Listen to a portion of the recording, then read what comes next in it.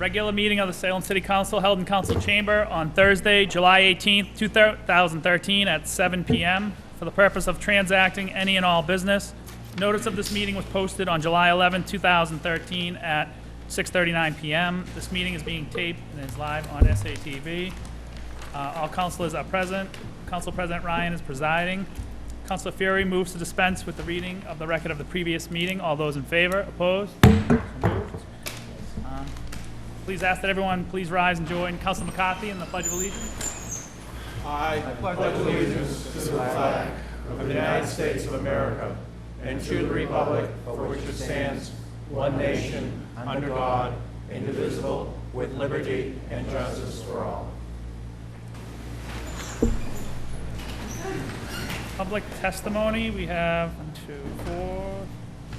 3 speakers. The first one, Michael Harrington. President, I'd like the Council Commission to defer to Mary Viola position after that.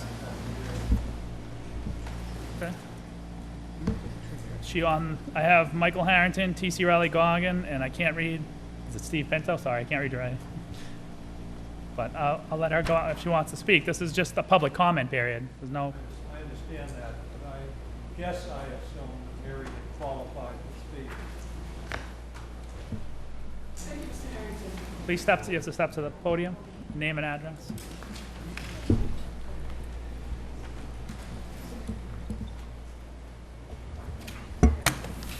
Good evening, Council President Ryan, City Councilors.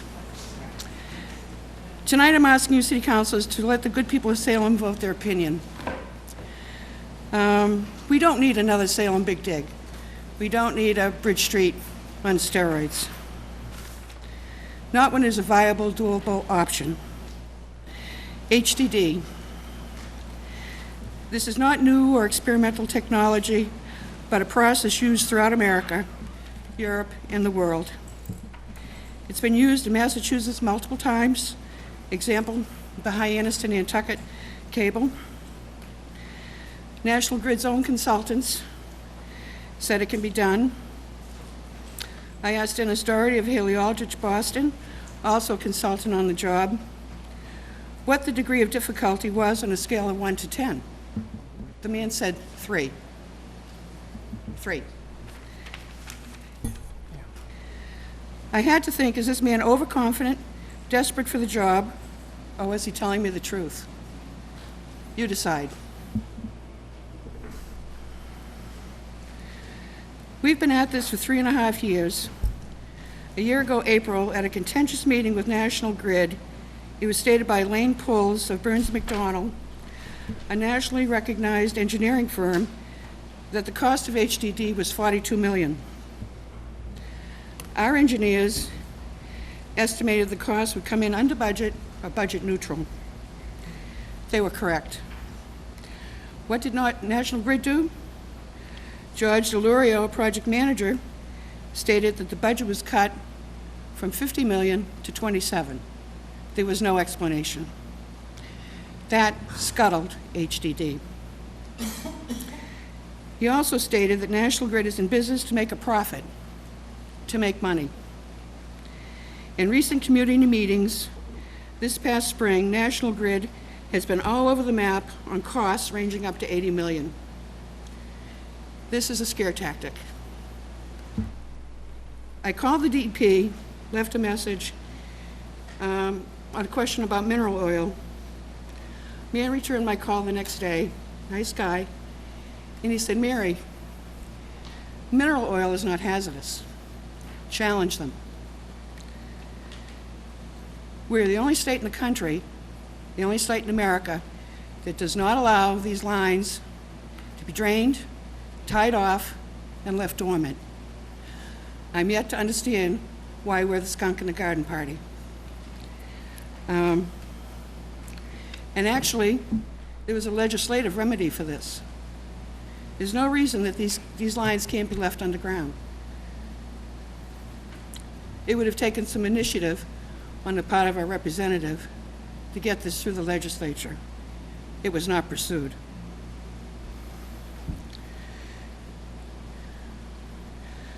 I spoke with a man who told me he had 18 people to take care of. He didn't say employees, he said people. People just like you and me who have mortgages, car payments, kids to educate, and everyday expenses. He said, this is going to kill me. What happens if business drops off and people lose jobs? That's a very real question for this community. Or has the city thought about the loss of tax revenue? I'd like to address something else up front. This is not a NIMBY issue. Every ward, precinct in this city will be affected. Wards 1 and 2 are ground zero. 3 and 5 are going to get whacked too. Those of you in 4, 6, and 7, you're going to get it too. You're going to get the fallout. You all know the routes. We've heard it 1,000 times from National Grid. I want you to think about Washington Street at noontime and multiply it by 50, because that's what it's going to be like. There are 3 things the siting board looks for, and you probably saw it in Stacy Blundell's note that came out today. They look for cost, reliability, and the environment. HDD will protect maritime life by going under the harbor floor. This is what they did in Hyannis and Nantucket. They went under the harbor, protected the marine life, shellfish, came up outside, and then jet plowed the rest of the way. There's no reason that that can't be done in our harbor. Ted Kennedy was alive then, and you can bet that Ted Kennedy was not going to let them mess up Hyannis.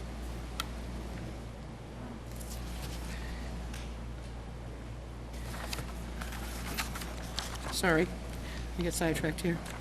I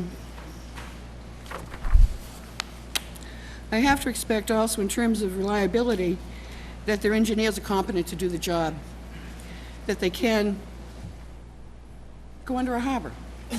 I mean, they've done it. And lastly, the cost would not be exorbitant if we can tie off the old cables. That can be done. Don't let National Grid intimidate you or fool you. This is really corporate tyranny, and we have to stand up to it. We have to push back. Finally, let me say, we do not contest that the cables need replacement. It is how that is the important factor here. Our historic city, with so many amenities, will celebrate its 400th anniversary in 13 short years. 400 years. That's a lot of time. It deserves respect from a British utility. Also, that very same year, our country will be celebrating its 250th anniversary of the signing of the Declaration of Independence. We need to remind National Grid they were no longer the colonies. If we must fight the British again, with words this time, let it begin here, tonight. City councilors, I urge you to support this petition and let the citizens and taxpayers of Salem vote in September. I think it's very important for our city that the citizens have their say. Thank you. Thank you. Next, Michael Harrington.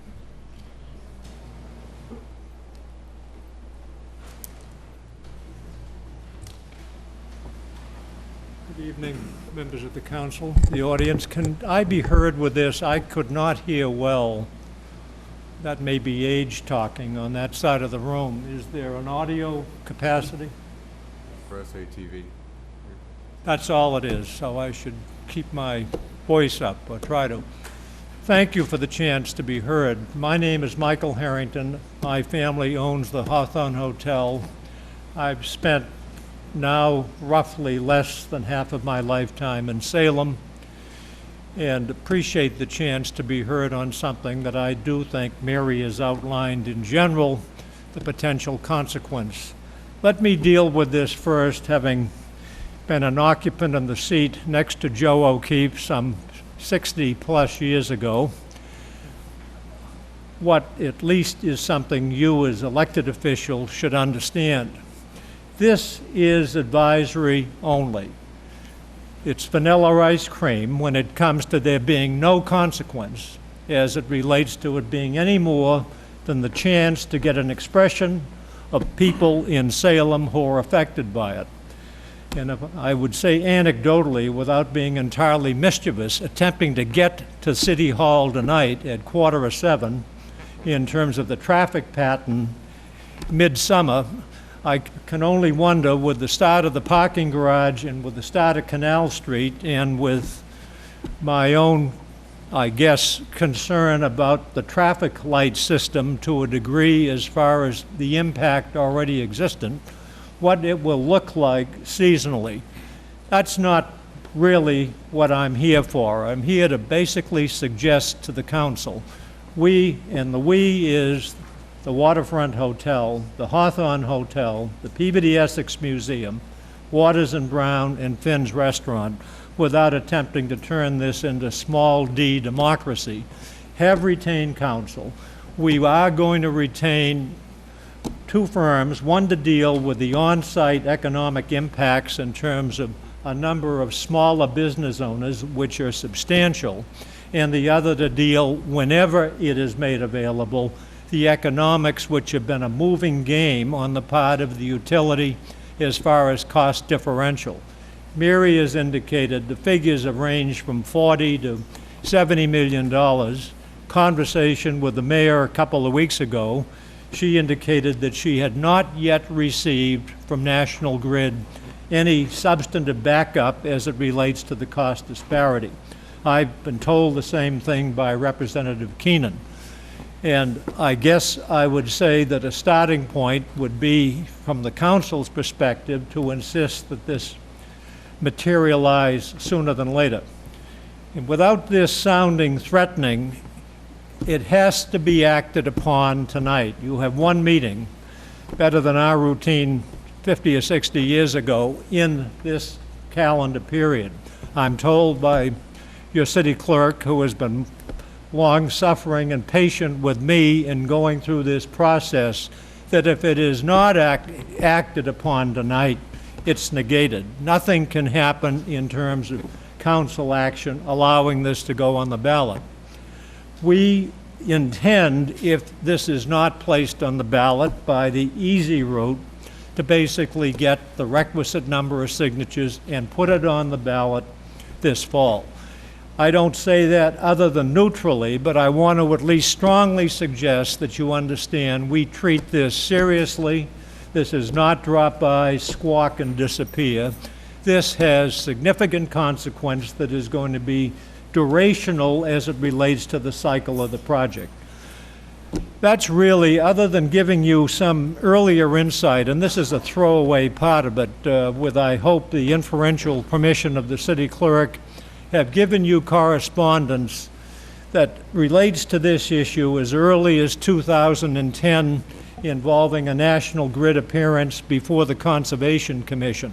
It's interesting, if you look at the documents, their engineers laid out in, I think, February of 2010, the most difficult route as it relates to tearing up the seabed, and made no reference to the widely accepted, widely used system that Mary has already covered, the so-called HDD under the seabed.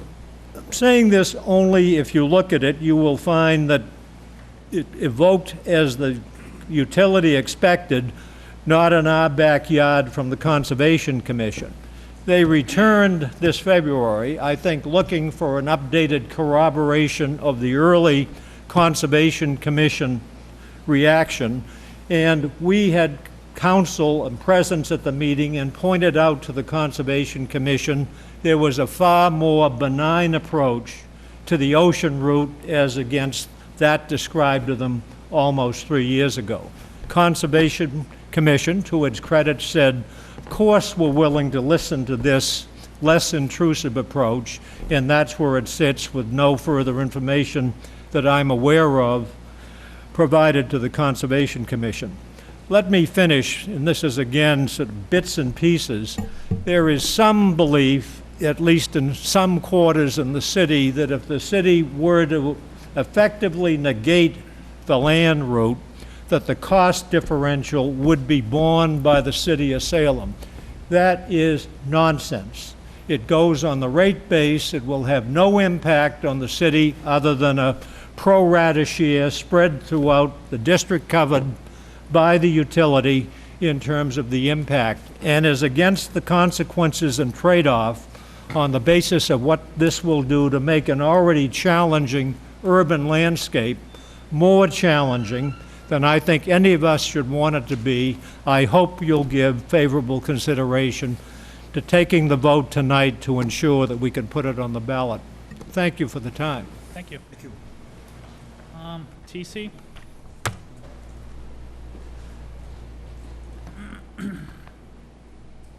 T.C. Riley-Goggin, I'm not going to take up much time because after Mary Medua and Mike Harrington, there's not much left to say other than the fact that I've attended a great many of the meetings on the petition that you have before you. It's going to affect a great many, almost everyone in this city will be affected by it.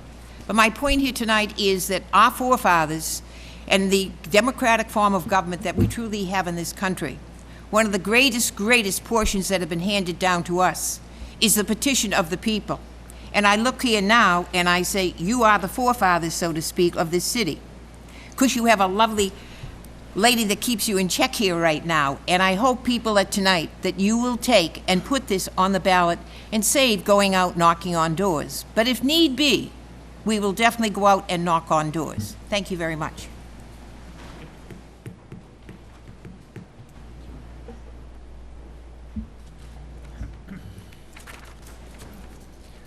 Thank you, Mr. President, members of the council, Madam City Clerk. For the record, Stephen Pinto, 55 Columbus Ave.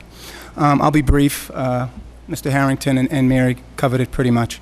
I have attended a few meetings regarding this issue, having sat on the council during the Bridge Street 3-year renovation. A street that's maybe a little over a quarter of a mile long took 3 years.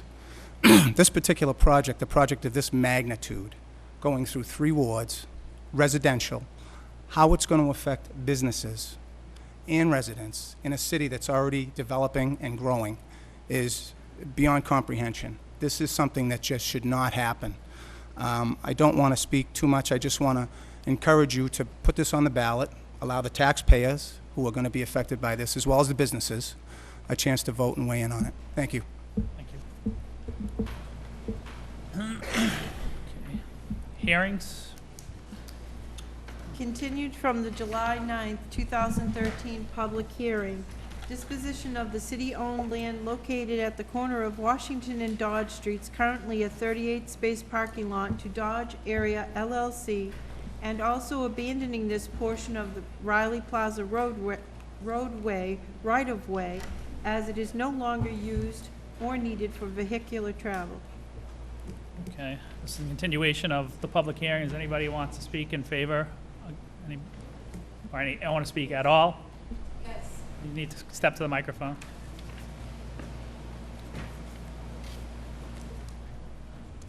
State your name and address, please. My name is Elaine Jardine, 10 Chestnut Street, Salem, and I'm here representing Historic Salem, and I would like to read a letter for the record. Dear Chairman Ryan and councilors, Historic Salem's mission is to protect Salem's historic resources and to ensure that new development complements the historic character of the city. Historic Salem supports development of the proposed parcel at Dodge and Washington Streets by RCG and the acquisition of land from the city if the building will provide architectural excellence, a landmark building that will honor Salem's past and its future. This is a unique opportunity for Salem to enhance a prominent site, one that links downtown with the culturally rich and historic neighborhoods of South Salem, and serves as a gateway for visitors traveling the coastline. Should the council determine that it is appropriate to transfer the city's land to the developer, the council should then require the commitment on the part of the developer to the highest quality architecture in this extremely significant location, as well as standards to timely performance. Historic Salem welcomes any opportunity to assist with the outcome. If the city Thank you. clerk, if you could you get a copy of that Yes. letter to the city clerk? She doesn't already have one. Thank you. Does anyone else like to speak before we close the hearing? PC? You want to speak?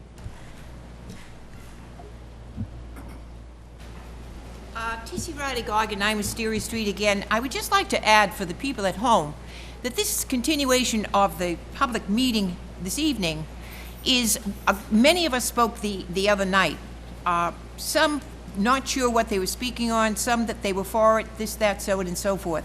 But I would hope tonight, because I said last week when the public meeting was held, is the fact that I felt that we were moving so quickly, and I had a great deal of anxiousness over the fact of 38 parking spaces and a roadway which we are going to abandon, and it was the bid was only $275,000. You can't buy very much for $275,000. There is 38 spaces, if I remember correctly, on this land. And I know they said it was only 18,000. But my thing was, I thought it was going to be a swap, that the spaces were going to be in this 275 parking garage, and it was going to be like a swap. I heard here last week that it is not a swap. I'm not sure where the parking spaces are going to be. And I hope tonight that the gentleman in front of me will have a great deal back and forth to ensure the people at home that you are serving the city in the best interest. This is a large portion of land coming into our city, and I'm hoping that they don't strip it down of all the greenery and shrubbery that took years for it to grow. Thank you. Thank you.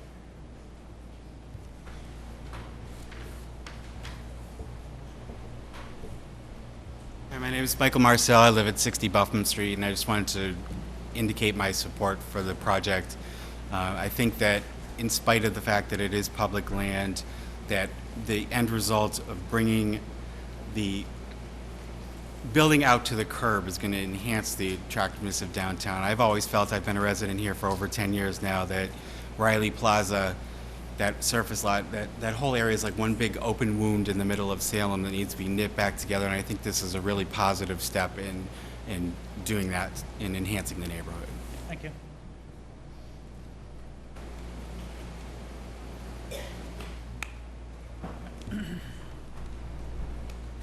Ollie Divestein, and as of 10 Mall Street, apartment number 3. I'd like to cast my vote of support for the sale of Riley, this part of the parcel of Riley Plaza. I'm actually excited about what I saw in the plan proposed last week, and I think it actually would provide an important revitalization of this area that will also actually increase the value down the road. I think there was some mention of $275,000 not seemingly being enough for 38 parking spaces, but that's also assuming that the 38 parking spaces are continually in use, which I believe is not always the case. And I think the amount of revenue that was provided in last week's presentation actually shows a much larger revenue stream down the road, rather, versus what it currently is providing. So I would once again like to cast my vote of support. Thank you. Anybody else? Councilor Toriel, since it's your ward, do you want to speak? Excuse me.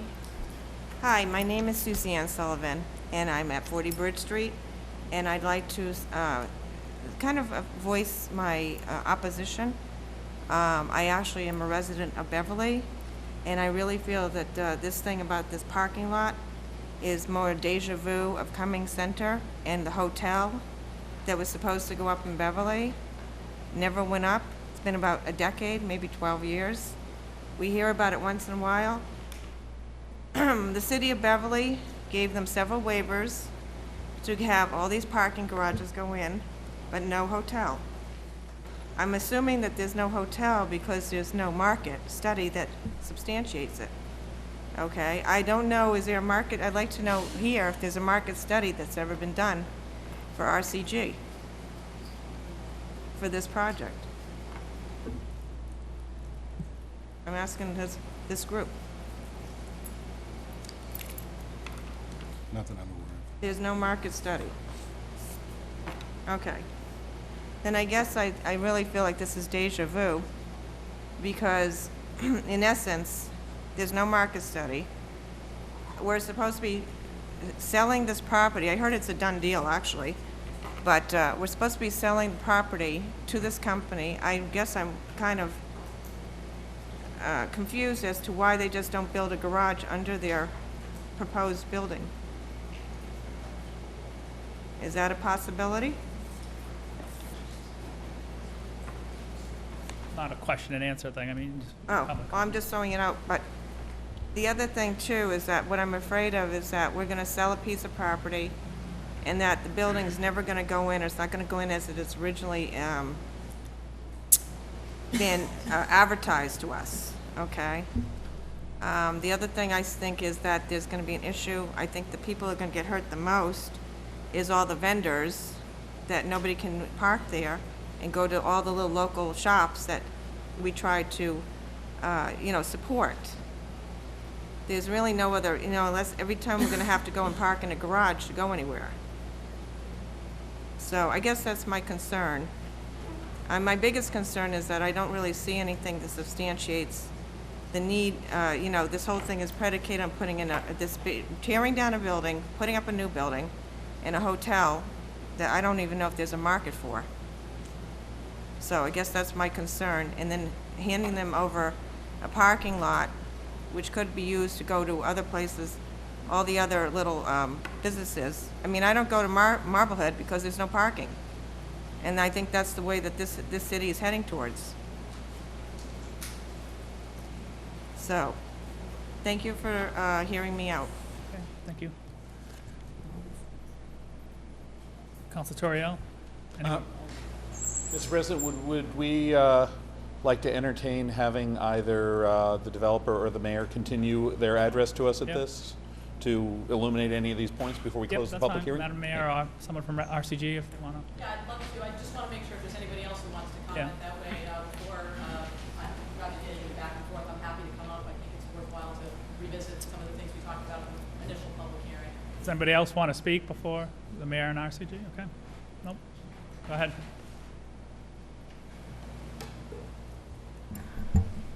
Thank you. I appreciate the opportunity to provide some clarification and frankly to go over some of the things we had the opportunity to discuss at the initial public hearing where we made a full presentation with respect to the benefits associated with this public-private partnership and the sale of this 38-space, just under half-acre lot.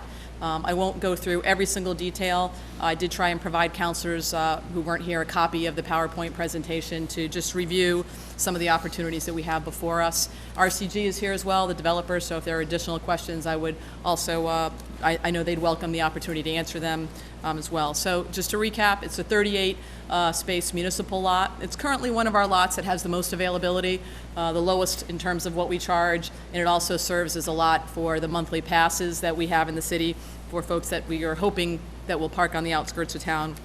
We estimate about $18,000 in gross revenue. A few months ago, the council, at our request, designated this lot surplus, which meant that we took a couple of steps. One, we obtained an appraisal on the value of this lot, and two, we put out an RFP to see if there was interest. Frankly, we knew there was interest. There was some discussion with RCG about the abutting parcel that they own and whether it was worthwhile to think about combining these two parcels to get a new mixed-use project.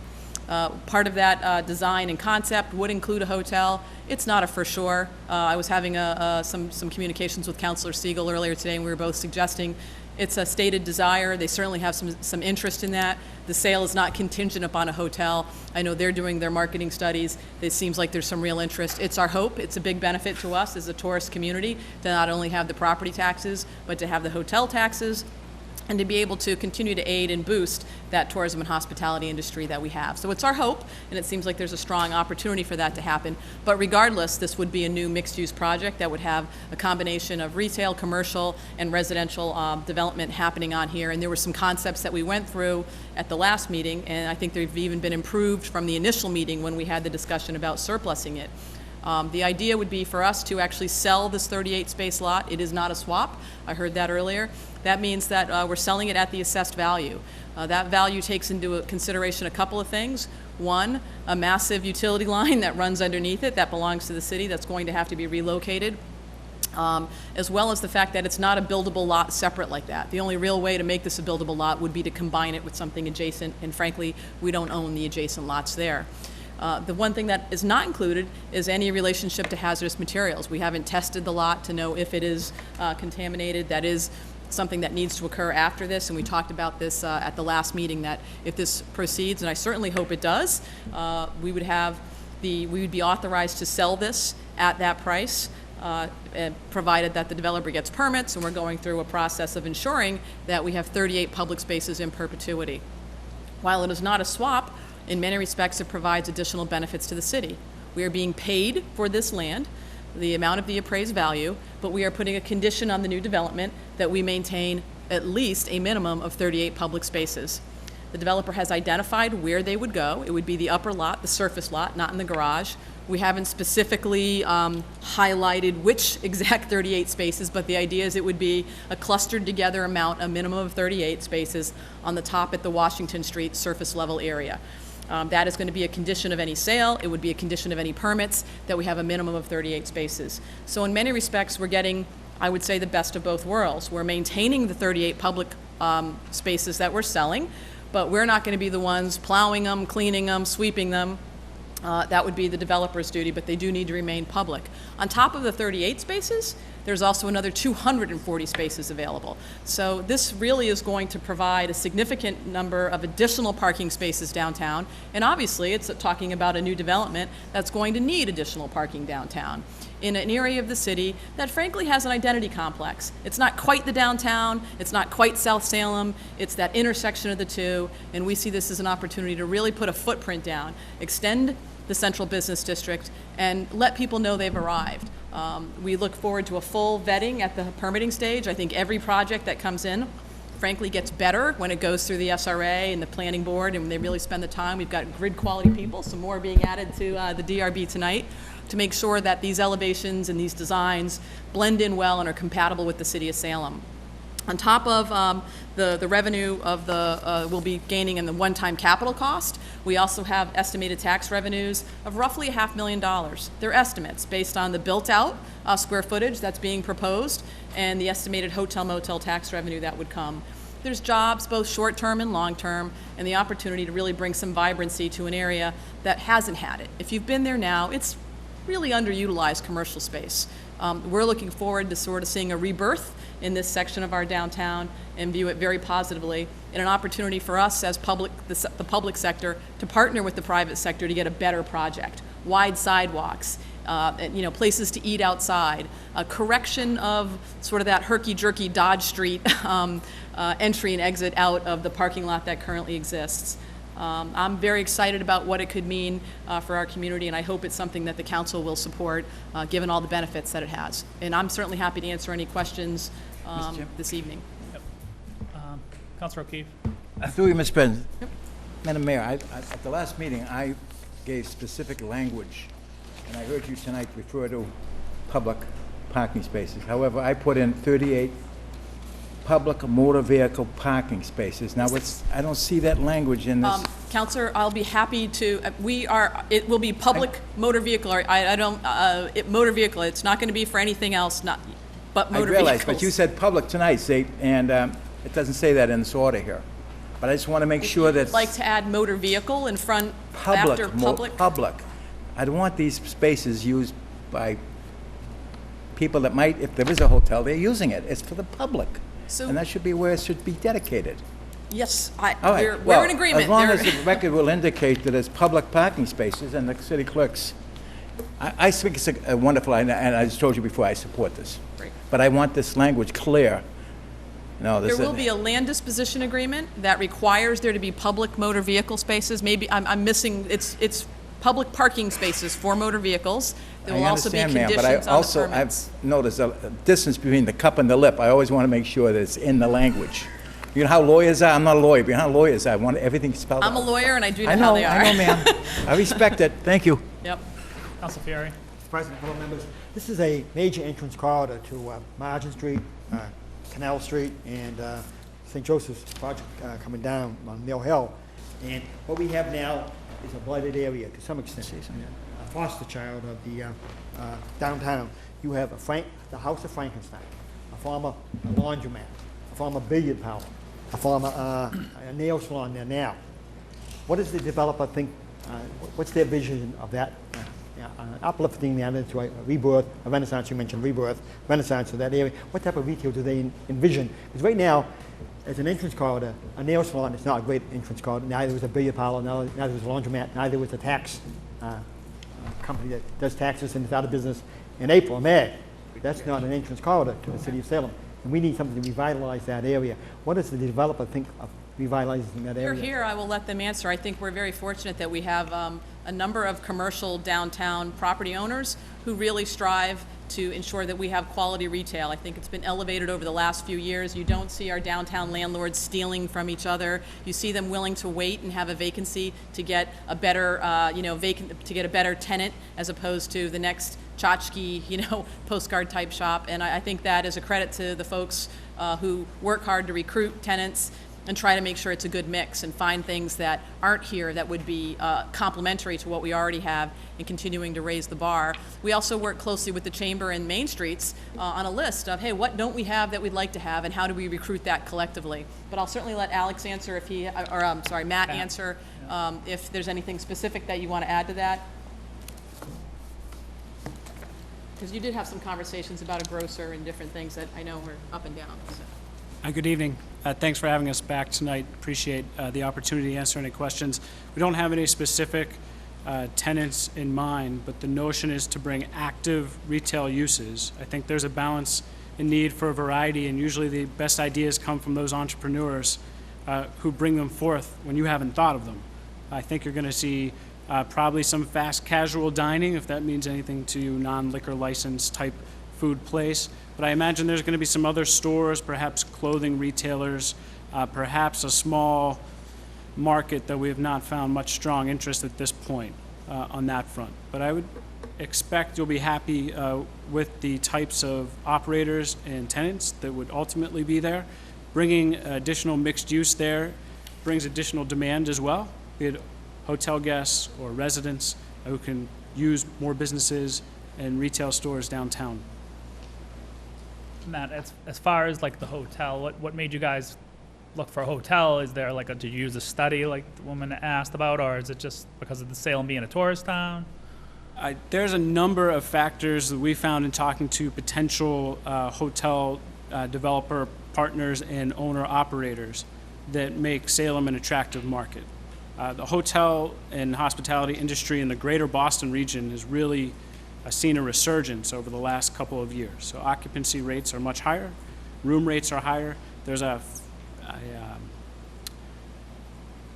statistic that the hospitality operator site called RevPAR, and it's revenue per available room. RevPAR is at the highest level it's been in quite some time in the region. There are more international tourists coming to the Boston area. There's a large number of people coming to Salem, both still during the haunted happening season as well as the summer peak months. We're envisioning a hotel that would be nationally branded and affiliated. It would fit a different type of niche than what's in the market now. We think it's complementary, that will draw hotel room users from the hotels you see along 128 in Peabody, in Danvers, into downtown Salem because of the mix and vibrancy that downtown Salem has. because you can go to an interesting restaurant downtown at night, because you can visit the Peabody the Peabody Essex Museum on the weekend, and because you can see the other historic sites in Salem. Thank you. Any other questions? Council Sosnowski? Thank you, Mr. President. Yeah, as per earlier conversations with the mayor, I also support this as well. However, I do have a couple of questions I'd like to ask at this point, and that is to you, Mr. President. Yep.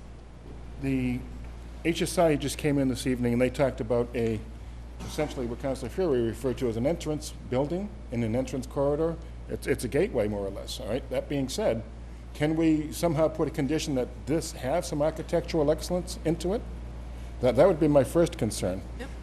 Let me ask all the questions and then you can answer, okay? Writing them down, Councilor. Okay.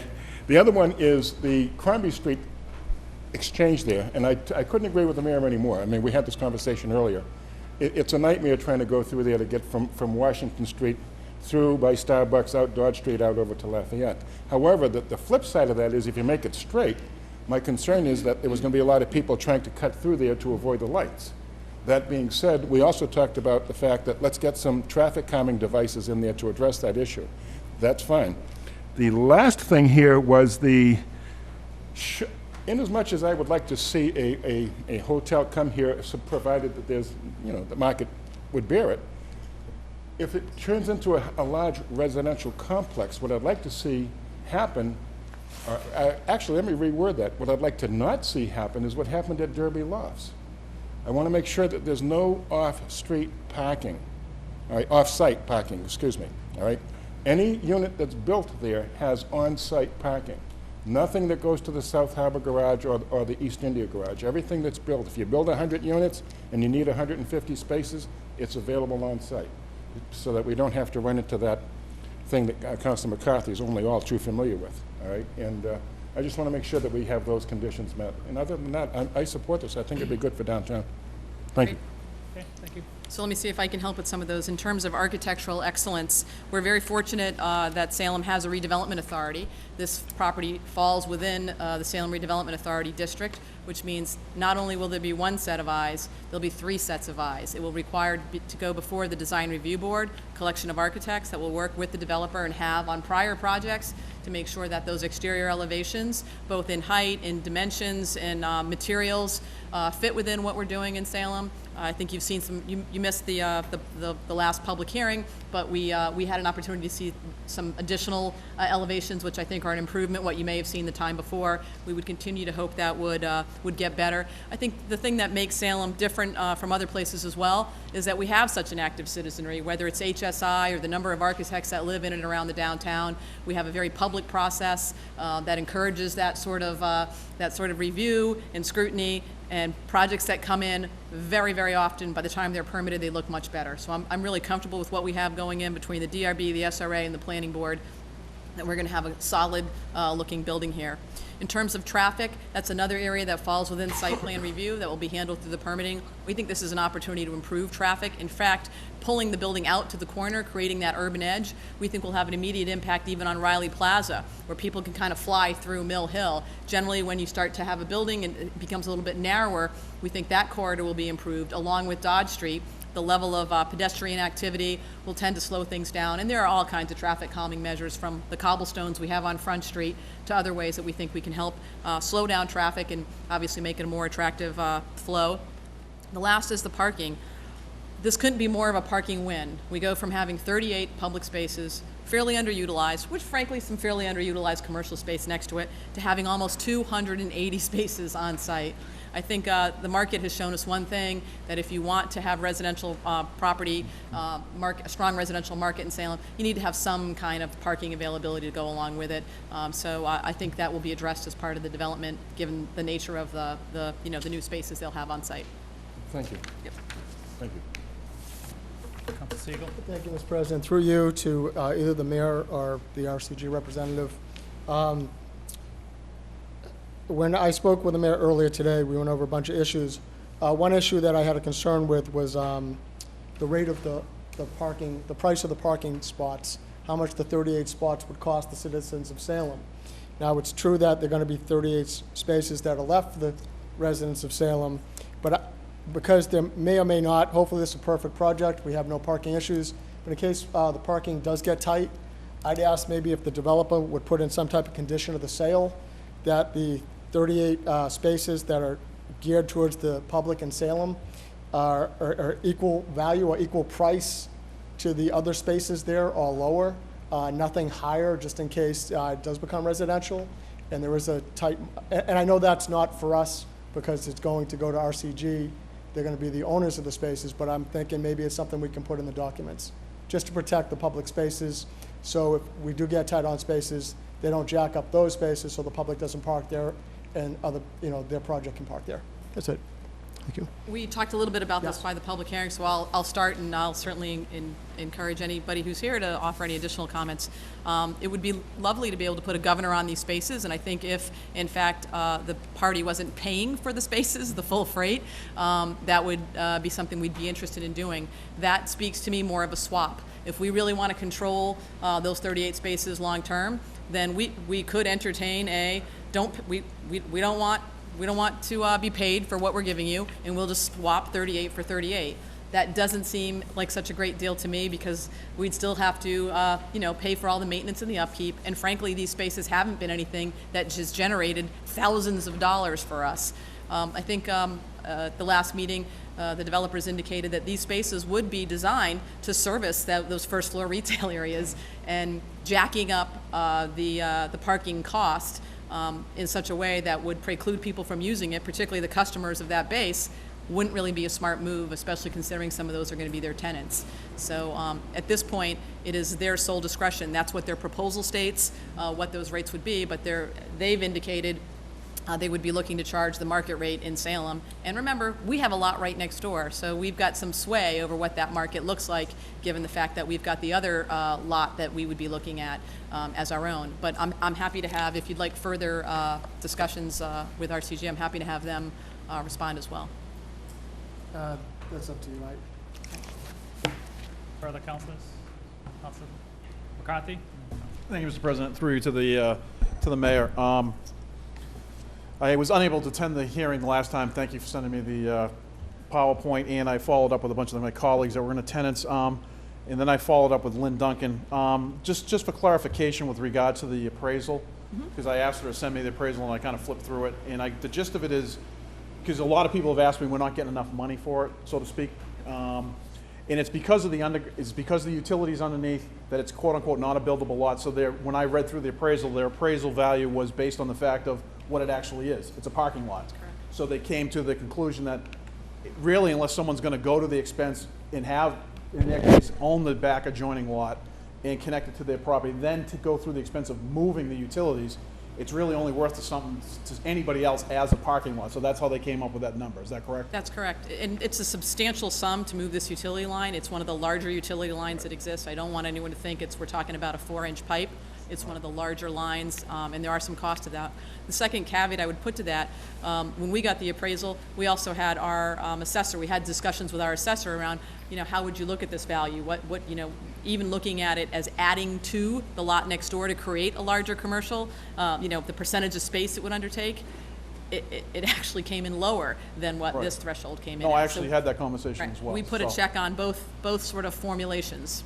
No, I just want a clarification because a lot of people have said to me, we're not getting enough, and as soon as they understand the dynamics of what's going on the site, obviously, it's worth something to the city as a lot, but it's worth more to RCG if they're willing to spend the money to move the utilities. So. And and the good part is it's worth right now 38 public parking spaces for us, and when this development is done, we will have our 38 public parking spaces. So, it's a thank you. Councilor Torrio. Thank you, Mr. President. Through you, I will say that I enthusiastically support this proposal pretty much as is. I think it's a really key driver in trying to revitalize this whole area, knit that whole Lafayette neighborhood back into the downtown and integrate it and hopefully increase property values throughout that neighborhood. I think it'll be a very good driver in that regard. Also, at the same time, I'm not tremendously focused on those specific 38 spaces because if you look at the primary use of those 38 spaces now, outside of the monthly pass parkers some are parking there, It's primarily for people who are now going to those businesses and shopping at those handful of businesses that are in the strip mall that's there now. The phone store, the tattoo parlor, the antique shop, the little gallery, and whatnot. So those businesses are right now pretty much the people who are getting the use of those parking spaces. By having spaces on the deck that are for the people who are shopping at and visiting the businesses that are going to be in this new development, you're pretty much de facto getting a swap based on the usage.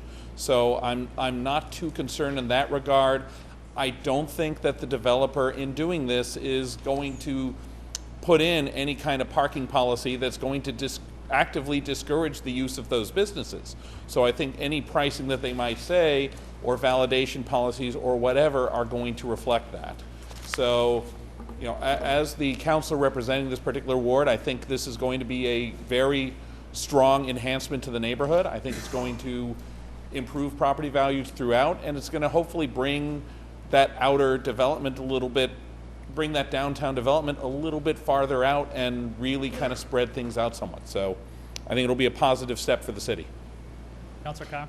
Thank you, Mr. President. I too just wanted to rise in support of this project and agree with a number of comments that were also raised earlier. But one of the things that I didn't hear raised, and I just wanted to bring up, is by right the developer could enhance their property now. They could make certain improvements. But I think this is really a situation where it's a value-based proposition for both the city of Salem and the developer to move forward with this land sale, bringing the revised or the new structure, the footprint of the new structure out to the front to the street, essentially, aesthetically really enhancing the neighborhood, helping to begin the revitalization of Dodge Street, and then also enhancing the commercial tax base. I think that the presentation that we reviewed a little over a week ago, really just jumped out to me as an opportunity to one, enhance the commercial tax base, two, really extend the downtown of the city, but also just add something to the city that's just not the downtown, that's not there right now. So I support the project for those reasons. Thank you. Thank you. Councilor Legault. Thank you, Mr. President. Just a couple of comments. I've received a couple of calls from people that oppose this. Not a lot, maybe 2, 3 at the most. And they oppose it for various reasons. Mainly they just oppose an out-of-town developer coming in and building a new building, especially a developer that already owns quite a bit of property around there. They also have concerns as to density. And I don't think that first concern is really a legitimate concern. RCG is a good company. They've come in, they've bought some properties, they've put up some developments, they've made some mistakes, and I think that they have showed the capacity to learn from some of those mistakes. Each project that they've done has been a little bit better than the project before. I've had discussions with Alex and with Mr. Pekarsik, if I have that correctly, on the structure itself that kind of go along with what Historic Salem has brought up. We've had those discussions. That is a blighted area, as Councilor Fury pointed out, but it is also a historically significant area, especially to somebody that was born in this town, raised in this town, and knows the history in this town. It is Mill Hill, it was Mill Hill, it will always be Mill Hill. I remember Johnny Capuccio's liquor store up there years ago, back when he was first starting out in business. The building does need to acknowledge that. The whole development needs to acknowledge that. We need to acknowledge the history of the area.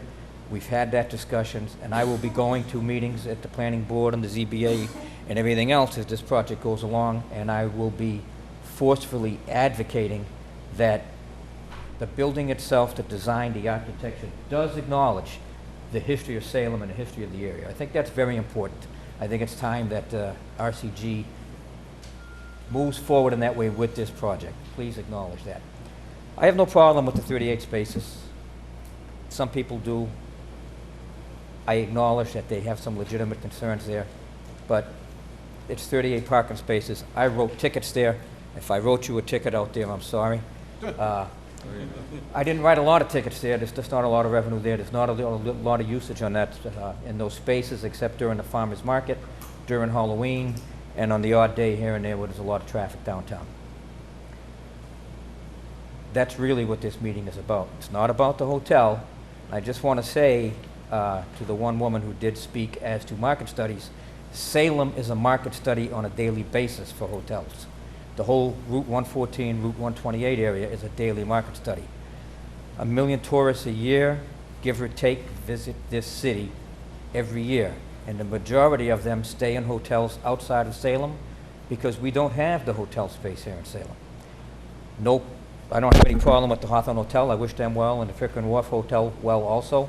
But I do believe that the 1 million tourists a year that come to Salem are a market study unto themselves that justifies that there may be a market for further hotel space here in Salem. We have nothing to do with the Cummings Center in Beverly. We're not Beverly, we're Salem.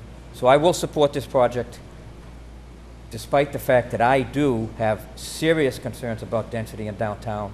And I think that as we go forward with further projects in the coming years, we really need to be looking at the density issues and how much is too much and how much can Salem take, not only traffic-wise, but infrastructure-wise. Thank you. Thank you. Councilors? Councilor Toriel? Thank you, Mr. President. I move the public hearing be closed. Councilor Toriel moves the public hearing be closed. All those in favor? Opposed? Councilor Toriel? Mr. President, I further move to abandon property by roll call vote. Madam City Clerk, please call the roll. Counselor Turiel? Yes. Counselor Sosnowski? Yes. Counselor Siegel? Yes. Counselor Sargent? Yes. Counselor Prevey? Yes. Counselor McCarthy? Yes. Counselor Legault? Yes. Counselor O'Keefe? Yes. Counselor Fury? Yes. Counselor Carr? Yes. Counselor Ryan? Yes.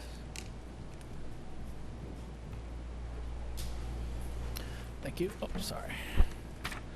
On the abandoning portion of the Riley Plaza right-of-way, no longer needed for vehicle traffic, 11 councilors voting, 11 in the affirmative. The matter carries. Councilor Turiel? Thank you, Mr. President. I move for immediate reconsideration. The hope it will not prevail.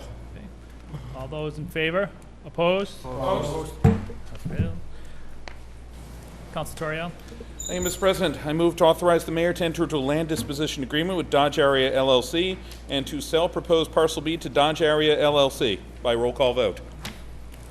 Any discussion? No discussion. Madam City Clerk, please call the roll. Counselor Turiel? Yes. Counselor Sosnowski? Yes. Counselor Siegel? Yes. Counselor Sargent? Yes. Counselor Prevey? Yes. Counselor McCarthy? Yes. Counselor Legault? Yes. Counselor O'Keefe? Yes. Counselor Fury? Yes. Counselor Carr? Yes. Counselor Ryan? Yes. Thank you.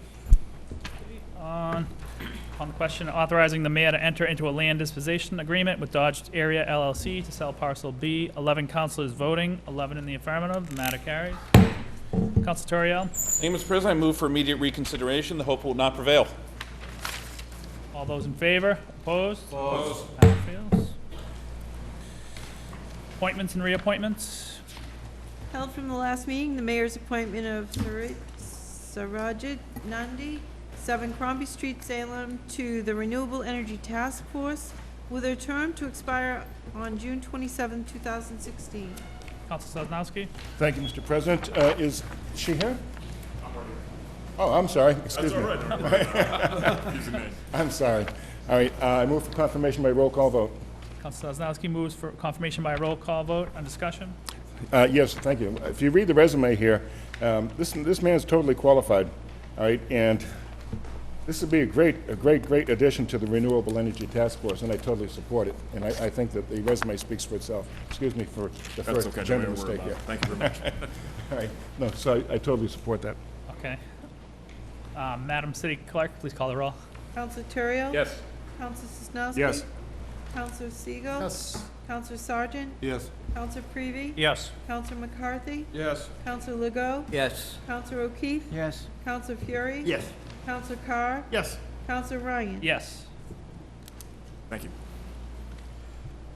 Thank you. Upon the appointment of Surajit Rishi Nandi to the Renewable Energy Task Force, 11 councilors voting, 11 in the affirmative. The appointment carries. Councilor Sosnowski? Thank you, Mr. President. Move for suspension of the rules to allow Mr. Nagy to address the council if he so desires. If you'd like to come up and speak, this would be your time to say something. Okay, thank you. Thank you. Further appointments and reappointments. Held from the last meeting, the mayor's appointment of attorney Michael Paul Marcelli, 60 Buffalo Street, Salem, to the Parking Board with a term to expire June 27, 2014. Council Prevey. Thank you, Mr. President. I move for confirmation by roll call vote. On discussion? Thank you, Mr. President. Mr. Marcel is an attorney. He previously had served on the Salem's Historic Commission. He was living downtown, and then he made a very smart move by moving to North Salem in Ward 6. So for that reason alone, I think we should put him on the parking board. So certainly want to extend our thanks for his willingness to serve and step forward and re-involve himself, obviously, in the city. He obviously, being a resident in the downtown, and just given his experience, I think is going to bring a lot of insight and knowledge as to what are some of the issues relative to parking, especially in some of the more controversial things that have come up recently regarding parking downtown. So with that, I would certainly urge my colleagues to support him unanimously, and would again thank Mr. Marcel as well as the mayor for putting forward. Thank you. Madam City Clerk, please call the roll. Counselor Terrell? Yes. Counselor Sosnowski? Yes. Counselor Siegel? Yes. Counselor Sargent? Yes. Counselor Prevey? Yes. Counselor McCarthy? Yes. Counselor Legault? Yes. Counselor O'Keefe? Yes. Counselor Fury? Yes. Counselor Carr? Yes. Counselor Ryan? Yes. Thank you. On the appointment of attorney Michael Paul Marcello to the parking board, 11 councilors voting, 11 in the affirmative. The appointment carries. Council Prevey. Thank you, Mr. President. I move for suspension of the rules to allow Mr. Marcel to address the council. I just want to say thank you very much. It's been a long time that I've been sort of wrapped up in becoming a lawyer and getting my career started, and I'm really looking forward to getting back involved. Having lived for 10 years on Crombie Street and knowing a great deal about the difficulties of on-street parking, and now moving to North Salem to Buffalo Street, where I'm very happy to be. I'm really looking forward. I love Salem. I've lived here over 10 years. I can't imagine living anywhere else, and I'm looking forward to it. Thank you. Thank you.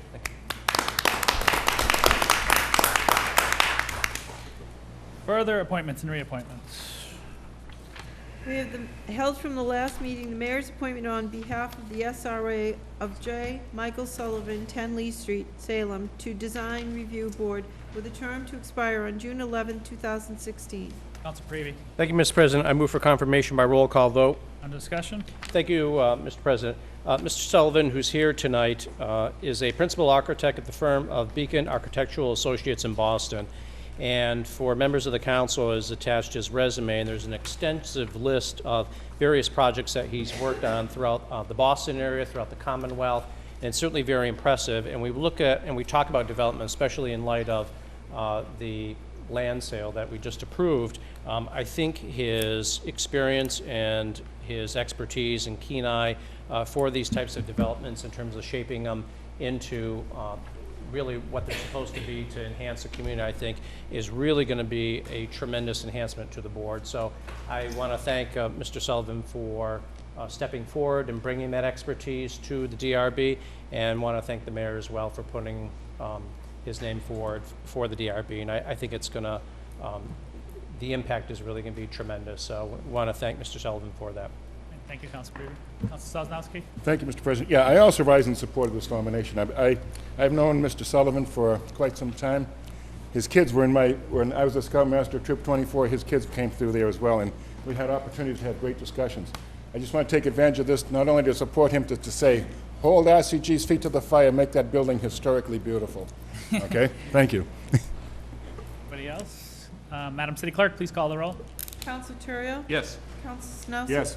Counselor Siegel? Yes. Counselor Sargent? Yes. Counselor Prevey? Yes. Counselor McCarthy? Yes. Counselor Legault? Yes. Counselor O'Keefe? Yes. Counselor Fury? Yes. Counselor Carr? Yes. Counselor Ryan? Yes. Thank you. On the appointment of J. Michael Sullivan to the Design Review Board, 11 councilors voting, 11 in the affirmative. The appointment carries. Council Prevey. Mr. President, I move that for suspension of the rules to allow Mr. Sullivan to address the council. Thank you. No objection?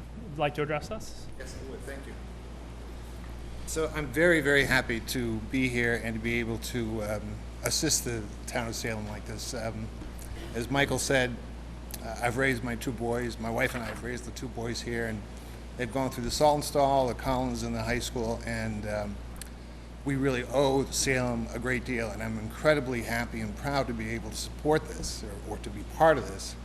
I never expected to hear so much architecture speak before I came on, so this is very exciting, and I'm very happy to be able to serve. So thank you. Thank you. Further appointments and reappointments. We have the mayor's appointment of Donald Bates, 31 Settlers Way, to serve as a member of the Board of Registrars with a term to expire March 31st, 2015. Council Sosnowski. Thank you, Mr. President. Normally this would be held under the rules, but before I make that motion, I would ask that the city clerk, do we need this registrar in place relative to the elections that are coming up soon? So I would actually ask for suspension of the rules. Move for suspension of the rules. Is he in the? Because, I mean, Mr. Bates is not in the chamber this evening, I don't believe. Right? No, I don't see him here, but I think it's important that we make this person a member of the registry. Right? That way there, the city clerk can have her voting of her election office complete, so to say. Right? So I would ask at this point that we suspend the rules for that purpose. Is there any objection from any councilors? None being. Okay, thank you. Suspension of the rules. And then I would move for confirmation by roll call vote. Under discussion, any?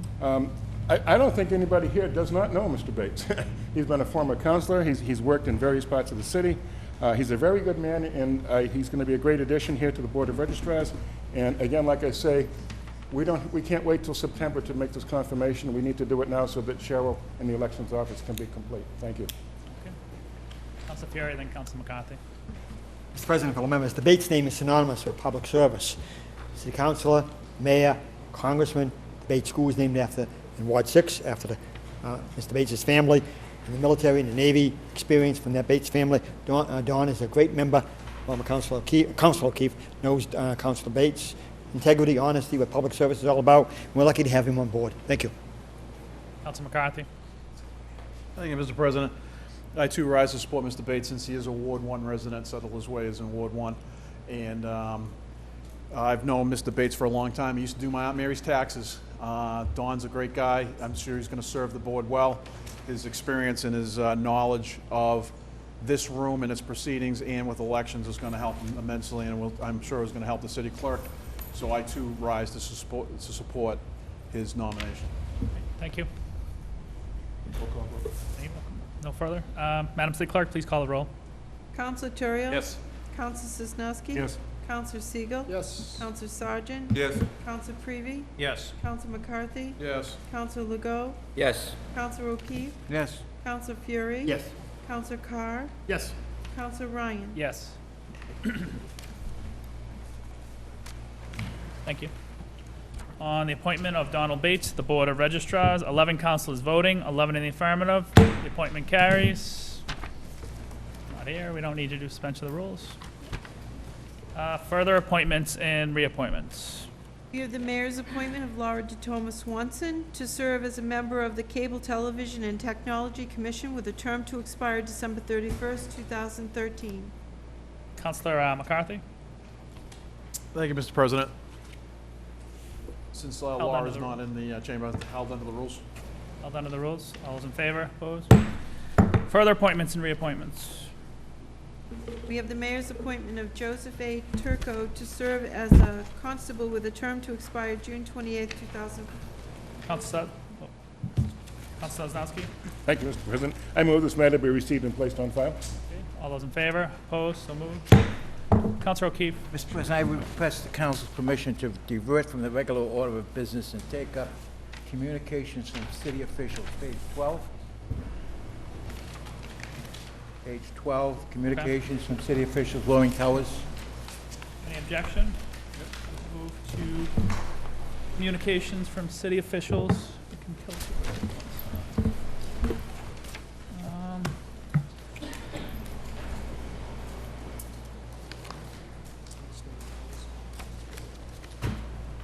Held from the last meeting, a communication from the planning board with a decision and recommendation for the Mass General Law, Chapter 121A application of Loring Towers Salem Preservation Limited Partnership.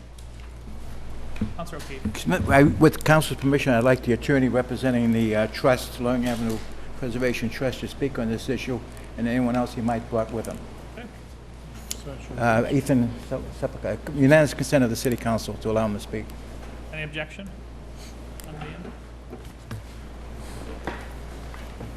Thank you. Good evening, Mr. President, City Council. I'm here on behalf of ANCO, who operates Loring Towers. We've submitted an application to the city under Massachusetts General Laws, Chapter 121A. As you may remember from our public hearing, this is not a tax break.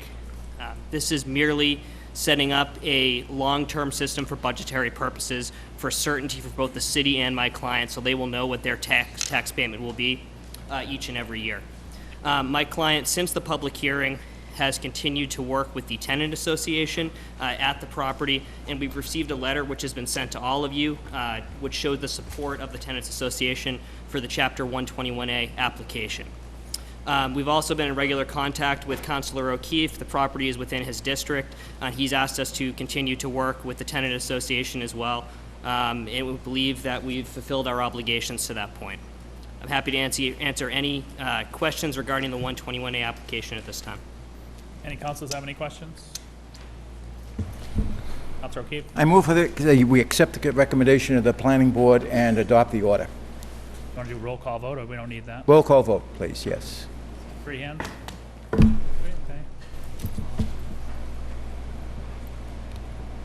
Madam City Clerk, please call the roll. Council Turiel? Yes.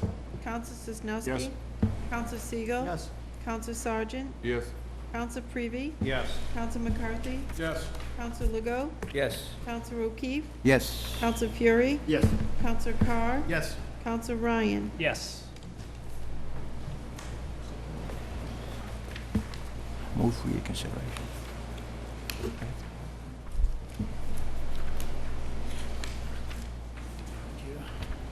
On the 121A for Loring Towers, 11 councilors voting, 11 in the affirmative. The matter carries. Councilor O'Keefe. I move for immediate reconsideration. I hope it will not prevail. All those in favor? Opposed? Opposed. Carry. Further communications from city officials. I think we just had received after the deadline of Tuesday noon. This is, Councilor O'Keefe, can you take, this is the election one. You want to take this one? Order that the City of Salem hold a preliminary election on Tuesday, September 17, 2013, for the purpose of casting votes for the offices of Mayor, Councilor at Large, Ward Councilor, and School Committee. Councilor O'Keefe. Mr. President, I move that we accept the order as recommended, and I'll read the list. Suspend the rules, I'll read the list. Is that necessary to read the list? Suspension of the rules because received after the deadline. Any objection? Reading. I'll have to waive the reading of the polling places. Waive the reading, okay. Waive the reading. Is any question that it's all the same as it was last election? It's all the same?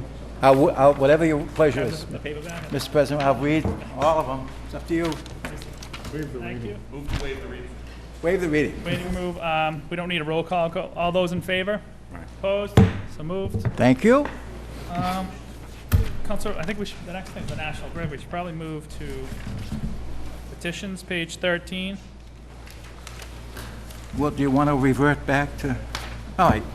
I move for. Well, I think most people are here for the National Grid. All right, Mr. President, I so move that we revert to, we proceed to petitions, permission submitted, non-binding public opinion referendum, advisory panel. Fury, you have a question? Go comment. Yes. May I comment? Yep. Go ahead. Mr. President, fellow members, I sincerely believe democracy well- is well served to Wait, allow wait, this- but there's no.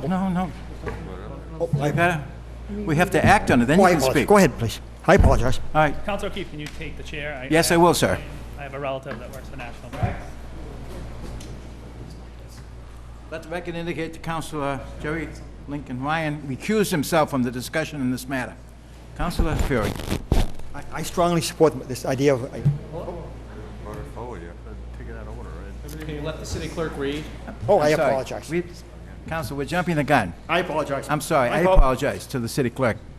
City clerk. We have a petition submitted for a non-binding public opinion advisory question regarding National Grid's Salem Underground Cable Replacement Project. Thank you, ma'am. Councilor Fury. I believe it would be strongly in the interest of the city of Salem, as a city council at large, and all city councils at large, and all ward councilors. This would be a definite lesson in democracy.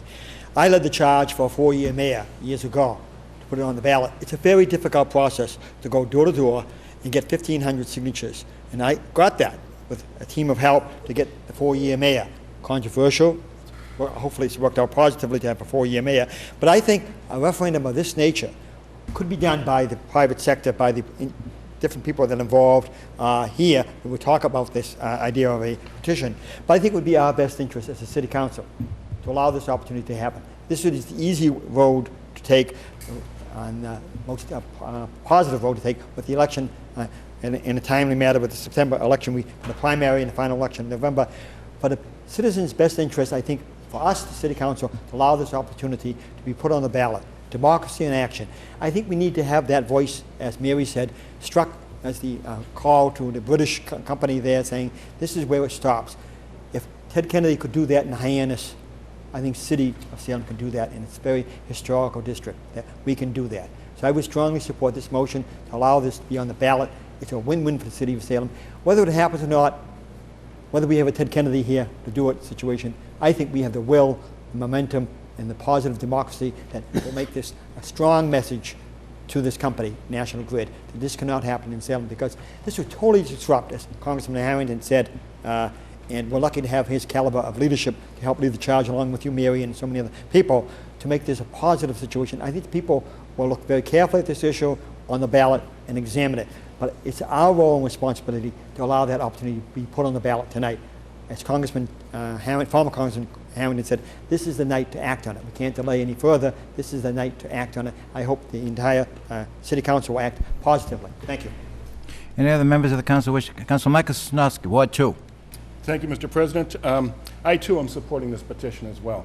I think based on everything that's been going on, we've been going into these meetings now for over 3 years.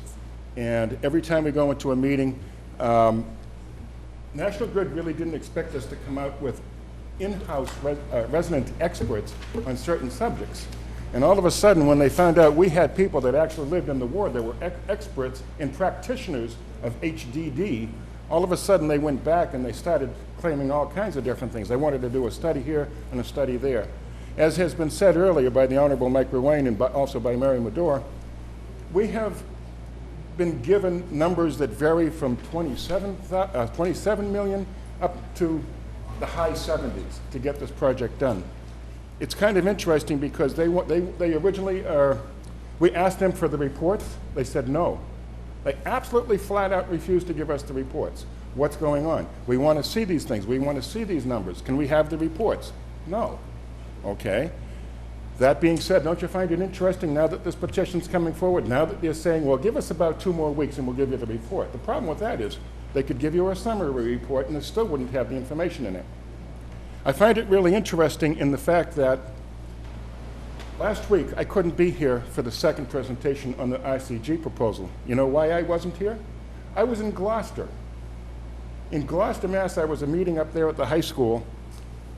They need power down here on the North Shore, from the Boston area to Gloucester on that North Shore bank. I was at the Gloucester meeting because as a fisherman, I was notified of a power cable laying process. And guess what they're doing? They're bringing a cable from Seabrook, New Hampshire to Lynn, Massachusetts. They're going to do HDD for 1 mile from Seabrook out underneath the streets and out into the ocean. Then they're going to do trenching for 55 miles around Cape Ann. They're going to come down here to Lynn, and then they're going to do another mile of HDD to come up on the other side of the Lynnway. They didn't seem to be phased at the total of 57 miles of this stuff at all. But here we can't do a 1.5 miles in Salem without it becoming some unbelievable, outrageous thing. We come down here, at one of the meetings they asked, can you compensate people if you put them out of business? And there's a state statute that essentially says, no, we can't. Okay. But yet at the same time, in the very same time, they say, hey, this is costing the ratepayers, this is costing this is costing that. Well, the reality is, no, it isn't. if you think about what the numbers were the first time, before they tried to exaggerate it in their favor, the differences in the money is almost revenue neutral. The additional part about this is you come down Derby Street, this is an incredibly wonderful city. We have a lot of big businesses, we have a lot of small businesses. But you go down the middle of one of these streets here, and there's people here, mums and pops, they've put their heart, their soul, their blood, their life savings into a business. If this disrupts them even closely to the way that it disrupted Bridge Street when National Grid was doing Bridge Street, they're going to go out of business. The people that they hire are going to go out of business. The kids that they're putting through schools are going to have a hard time. Give me a dollar figure on putting somebody out of business. You can't. Nobody can. It's a mythical, disappearing thing, but incredibly important to people because to them it's their life. For National Grid to say that they can't compensate people here, I have a real problem with that. For them to not acknowledge the fact that it can be done under the harbor, not on the surface of the ocean floor, I'm not supporting that. I'm not supporting ocean trenching at all because that's very disruptive. I'm supporting HDD all the way from the tank farm all the way to come up at Palmer Cove and then one more drill to come up at Canal Street. No utilities are bothered, no homes are bothered, no historic districts are bothered. I can tell you firsthand everything that I've gone through for several years with Bridge Street. Cracked walls, broken sewer lines, everything that they said wasn't going to happen, happened. And Bridge Street is more structurally sound in the subsurface than the Forrester Street and Derby Street area is. Much more structurally sound. It's an area here that after all these meetings, no, I cannot support what they think is the easiest route because quite honestly, the way I look at it, when it's all said and done, it's a nightmare. And we can't, the city and the people, the residents and the businesses cannot survive another nightmare like this. We need to put this on the ballot. We need to have the people speak about this and we need to go from there. All right. I understand in talking with Representative Keenan, his concern naturally is that the ratepayers of Massachusetts should not have to shoulder this additional burden. That's assuming that it's an additional burden in the first place, but the other part about it is it's serving a lot of the North Shore needs. You take all the people and you divide the additional cost, if there is an additional cost, over how many years? What is that? 50 cents a month maybe? Give me a break. You know, this is something that needs to be addressed. We need to do this, we need to get it done right, and we need not to bother all these people with all of this stuff. So I mean, let's get this petition out there, let the people decide, and we go from there. Thank you, Mr. President. Thank you, Mr. Sosnowski. Robert McCarthy, Ward 1. Thank you, Mr. President. For clarification, Mike Rain wasn't here tonight, it was Mike Harrington. Oh, did I say that? Yeah, you did. My apologies. They're both, all right. They're both great people. They're both great, they're both great people, but he wasn't here. Councilor Secondly, McCarthy. for the clarification of anybody at home, a lot of us as ward councils have been dealing with this for a long time. 3.5, 4 years. I mean, the first initial meeting I had with National Grid on this, 2 ward councils that aren't even in this room anymore were in on the first meeting on this thing. It was up at 120 Washington Street in the annex, up in one of the small meeting rooms to talk about this. This was almost 4 years ago now. This has been a long time coming. But for the last, just for the clarification of what Councilor Sosnowski just said, the last rendition or the last proposed route or whatever it is you want to call it, it's not going down Derby Street. So anybody at home who's watching this, the cable replacement project is not going down Derby Street as the last. That may change during the Energy Facility Siting Board hearing. I'm not going to say it won't, but right now it's not going down Derby Street. Yes, the cable, as was alluded to by Ms. Medora earlier, because of the way the EPA regulations are in the state, the underground cable that is direct burial, it has that mineral oil, will have to be removed. But I mean, that was put in 1970, so they know where it is. It kind of weaves its way around. All that being said, we've been doing this a long time. A lot of us have been in that room a long time. We've heard a lot of arguments. If they want to put this on the ballot, I will use Mr. Harrington's. It's vanilla fluff. It is, because the Energy Facility Siting Board has the final determination. I agree with it. I mean, let's put it on the ballot. I agree with that. Put it on the ballot, let the people decide. But Mr. Harrington also alluded to a question that when I first heard about this, I didn't have a problem with it. Put it on the ballot. Let people have a vote and let them say whether or not they think it should go there. I agree with that. But the second part that Mr. Harrington alluded to was the part that I was more concerned with, was the fact that if we do put this on the ballot and there is a differential between X and Y, and the Energy Facility Siting Board were to come back to the city and say, if you want to put it under the harbor, it's going to cost the city $30 million, you're going to have to bond for that. That would be my main only concern. I mean, if there's a question of whether, but as Mr. Harrington said, I'll take his word on it. That's not an issue because that's not what's in front of us. That's fine. The question is merely to put it on the ballot to see if most people think, and I think most people will think, if given a choice of not ripping up the streets and living what we live with on Birch Street and doing it, I agree with that. I agree with the process. I agree with putting it on the ballot. But the underlying issue is, you know, it's going to come down to cost. And everything that Councilor Sosnowski said is 100% true. These are the same fights and discussions that we've been having with Grid for the last 3.5 years. Is the way that the system is set up, National Grid does not have to compensate for loss of business or what people, and I agree with it, people who live on the route will say is loss to them personally, their ability to get to and from work. The way the systems are, you can't quantitatively put a number on that, unfortunately, because I agree that would factor into the cost, but unfortunately the way the rules are set up right now, that doesn't work. But I wholeheartedly agree and support the idea of putting this on the ballot. Let the people have a say on whether or not they agree with putting it under the harbor or not, and let's move forward with this. Thank you, Councilor McCarthy. Councilor Kevin Carr at large. Thank you, Mr. President. My preference would have been to send this to committee and have some time to look at the assessment study and maybe even work with the mayor's office to conduct a peer review. The problem with that is that we don't have anything from National Grid. They've put themselves in this situation. In fact, we received a letter this week where they said, yeah, we'll give you the study in a couple weeks, which is an embarrassment. To say they'll give you the study, we have it, but we'll send it over in a few weeks. So I'll support this. We don't have the time to review what they have not yet given us, and then have this in turn option to place on the ballot. So I say we move forward, place it on the ballot, and hopefully National Grid will be more forthcoming as we move forward. George Terrell, Council Ward 5. Thank you, Mr. President. I'm going to support this resolution as well. I have grave concerns about how National Grid has handled this process. I do understand the cost factors. I understand what they're saying. I don't have full confidence in those numbers that they're citing thus far, and as Councilor Carr just alluded to, they have promised us that they will release the information real soon. And you know, who knows what that will say when we finally get it. At the same time, I also know Councilor Sargent has a motion before us to strongly encourage them to use yet a different alternate route that would hopefully be less expensive and more reliable ultimately, and something they can adopt. I would hope that that matter too is something we push. And at the same time, I would like us to order that this, put an order in to put this into committee so that we can properly vet all these things. As Councilor McCarthy said, we don't in the end have a lot of control over this, unfortunately, because the state has usurped our ability to make these determinations by putting it into the purview of the Energy Facility Siting Board.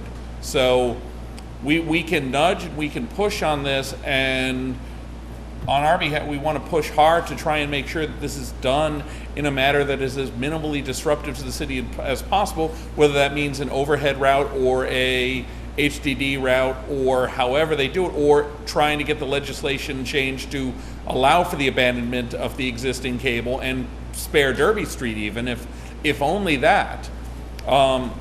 We do need to look more at things that we can do to try and help the city along while we're trying to address this problem. And at the same time, this is a project that needs to happen. Councilor, there's only one issue before us now. Yeah. This is petition. Yeah. All right. Councilor Paul Prevey, Ward 6. Thank you, Mr. President. I'll be brief. I certainly support the petition that's going on the ballot. It's non-binding.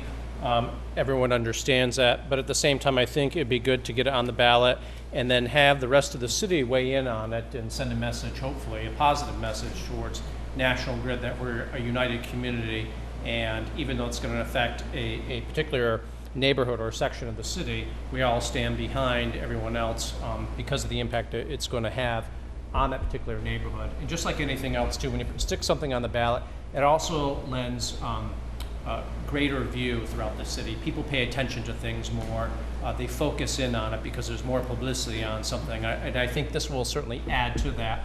so people can actually look at it, what the details are, and really kind of weigh in on and be educated about it, as opposed to just that particular section of the city struggling with it. So I'm in support of it, and I hope it leads to some positive outcome in the end. Thank you, Councilor Creevy. Councilor Arthur Sergeant at large. Thank you, Mr. President. I 100% support this, and I would ask the people of Salem, as they vote, to support it, and support it as you would support trying to prevent this from coming down your own street when there are viable alternatives. And when people talk about the money, every single project that goes on costs money. You could have said we couldn't have done that Bridge Street project for 3 years for the money it must have cost to do that. So when it's convenient for certain people that have the power to do this, the money doesn't matter. But when they have it in their head to do it a certain way, somehow the other way is more expensive. And I think it's, as much as this is a political body, I think maybe there's some politics going on there with how things go. Now, this reminds me of the gas line that you came forward with a big, large picture of how they were digging up in New Hampshire or Maine when they wanted to bring the gas line from the Maritimes northeast. It was coming into McCabe Park, and they wanted to bring it around to Weymouth. And just as a young counselor, I sat there and I saw that they were going by land through Salem and by water around Swampscott and Marblehead. And that difference struck me. So I asked the gentleman the question about why one way and why the other way, and he said land was cheaper. So to a lesser affluent community like Salem, land was okay.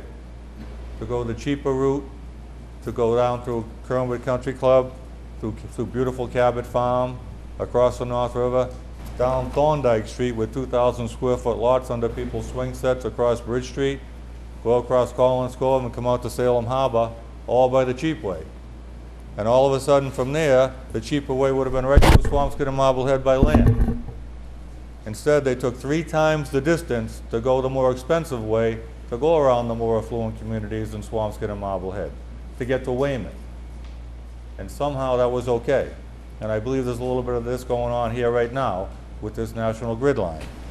And after much debate, we were able to convince them to go straight down the natural trench that Mother Nature provided down the North River and underneath the Salem-Beverly Bridge and leave those neighborhoods alone.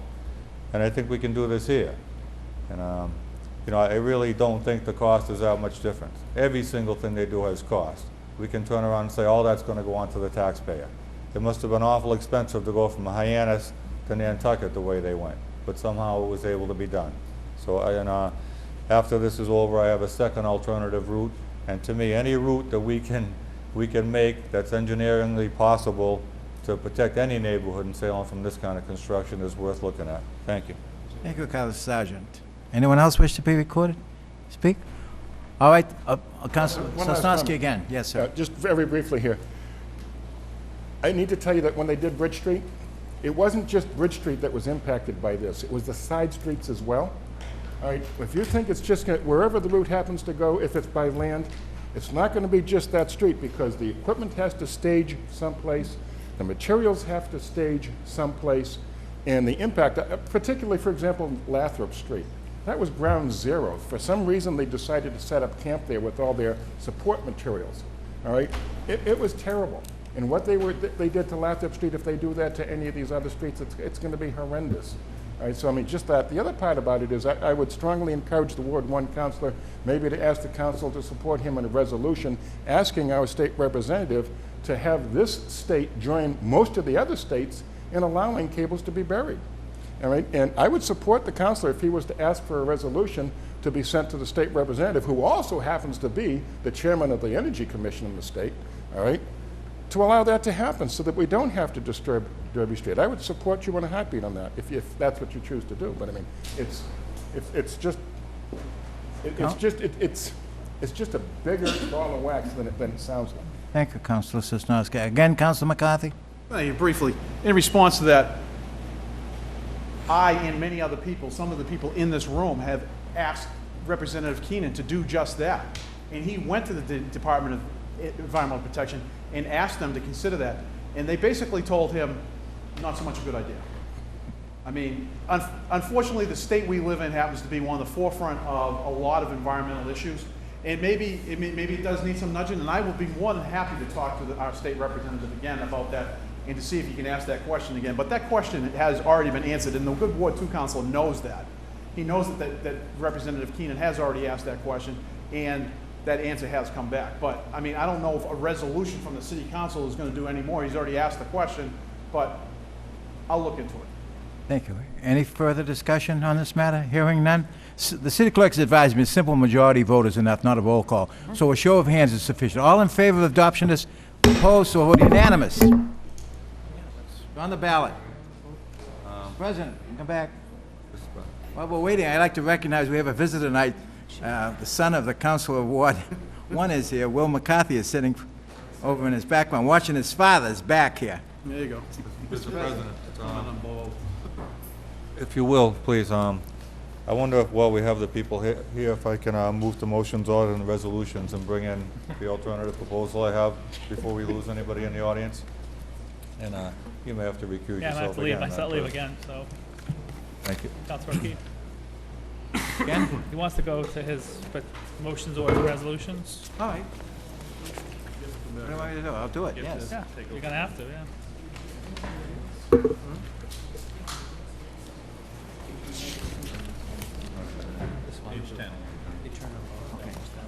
All right.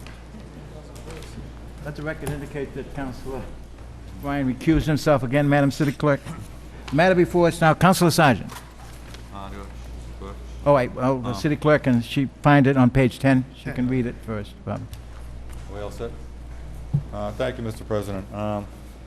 Before I start, I have the unique perspective of working very often on the smokestacks at the power plant, some 300 to 400 feet high, working on the emissions monitoring equipment. So in many ways, I look down upon the city of Salem as a full-size map, and I can see a lot of different things. And this is where this proposal was born, being able to see alternatives and actually leaning on the railing up there, kind of thinking about what was going to happen to the historic neighborhood with this large project.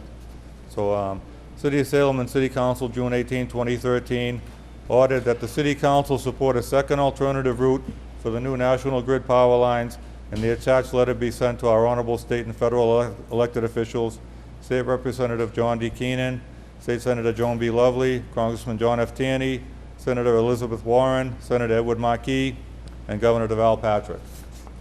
On discussion. Remarks, Councilor? Yeah, thank you, Mr. President. Again, I might end up reading most of it if I could, please. And, Do we have a City Clerk have a copy of your letter? Yes, yeah. All right. She made copies for everybody in it. If it does pass, we have copies that we'd like to mail to each one of those. Why don't you summarize state and federal elected the officials. letter? I will. In summary, the project proposed will be extremely disruptive to the residents of the neighborhood and will adversely affect the many businesses that abut this project. We propose an alternative route that will run along existing rights of ways. And what I'm asking is them to do three things. One is to request National Grid to run the new power lines from their switchyard located at 24 Ford Avenue along the high voltage power line supports that already exist to the commuter railroad tracks that run from Salem to Beverly. At this point where the high lines cross over the railroad tracks, bring the new power lines down to the railroad tracks and follow the railroad tracks through the tunnel that runs under downtown Salem to continue the power lines to their final destination at the substation on Canal Street, which abuts the railroad tracks. Now, second, please request the railroad companies that own and control the railroad tracks and the railroad rights of way beside the railroad tracks to grant permission and/or grant an easement to National Grid to allow them to successfully complete this project. Thirdly, please request that National Grid disconnect the old underground power lines, leave them where they are, and retire them in place so they don't have to dig them up.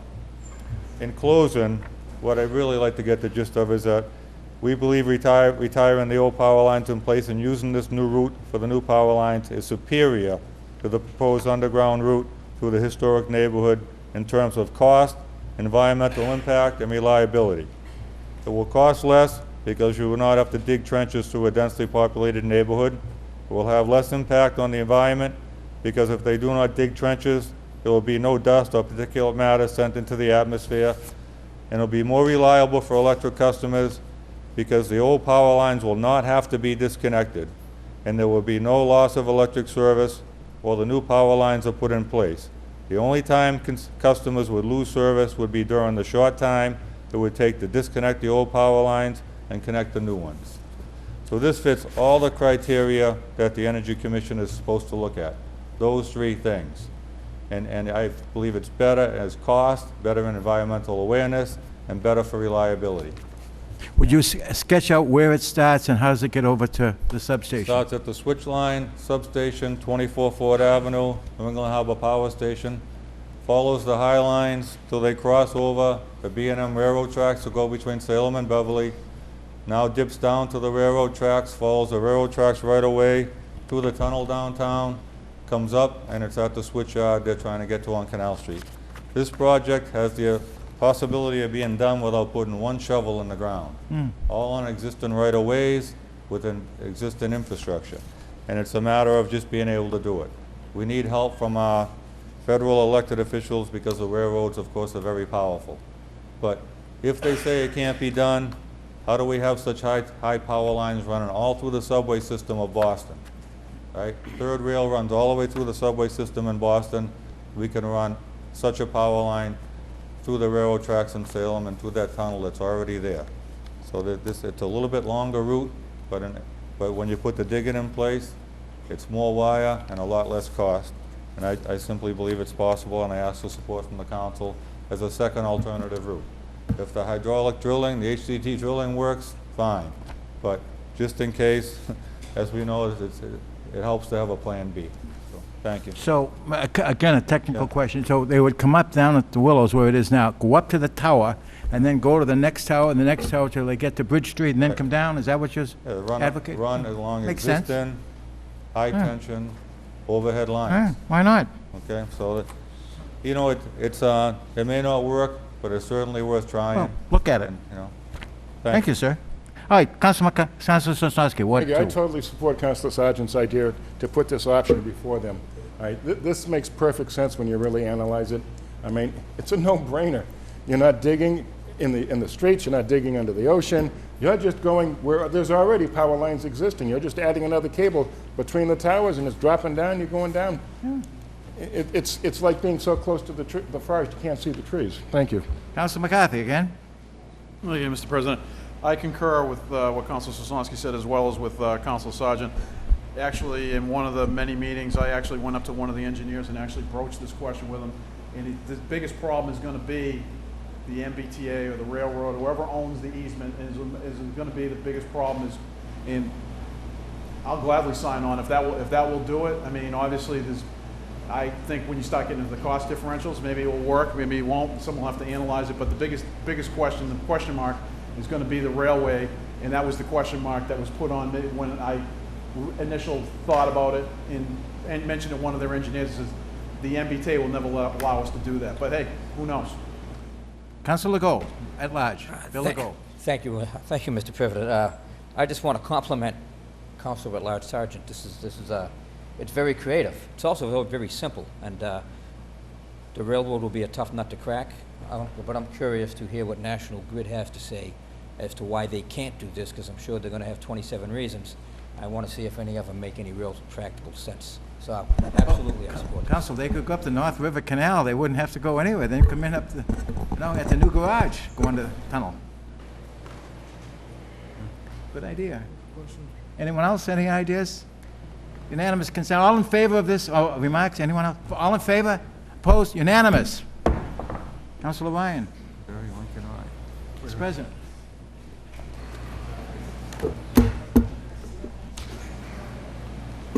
Where are we now? I think we're back at page 5, I think. Exactly.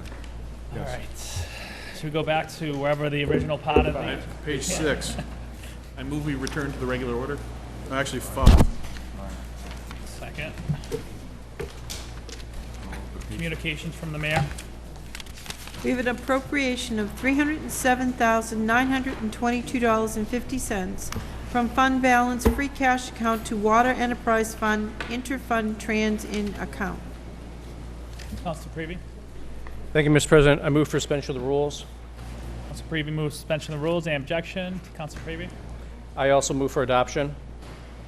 Under discussion? Thank you, Mr. President. I'm actually going to move for suspension of the rules. We're fortunate enough to have the finance director here tonight, and maybe she can explain in detail in terms of the water and sewer fund accounts and the deficit that that we're facing right now as we close out the budget and enter into the new budget year. So with that, I'd ask her to address the council and explain just in detail. Thank you.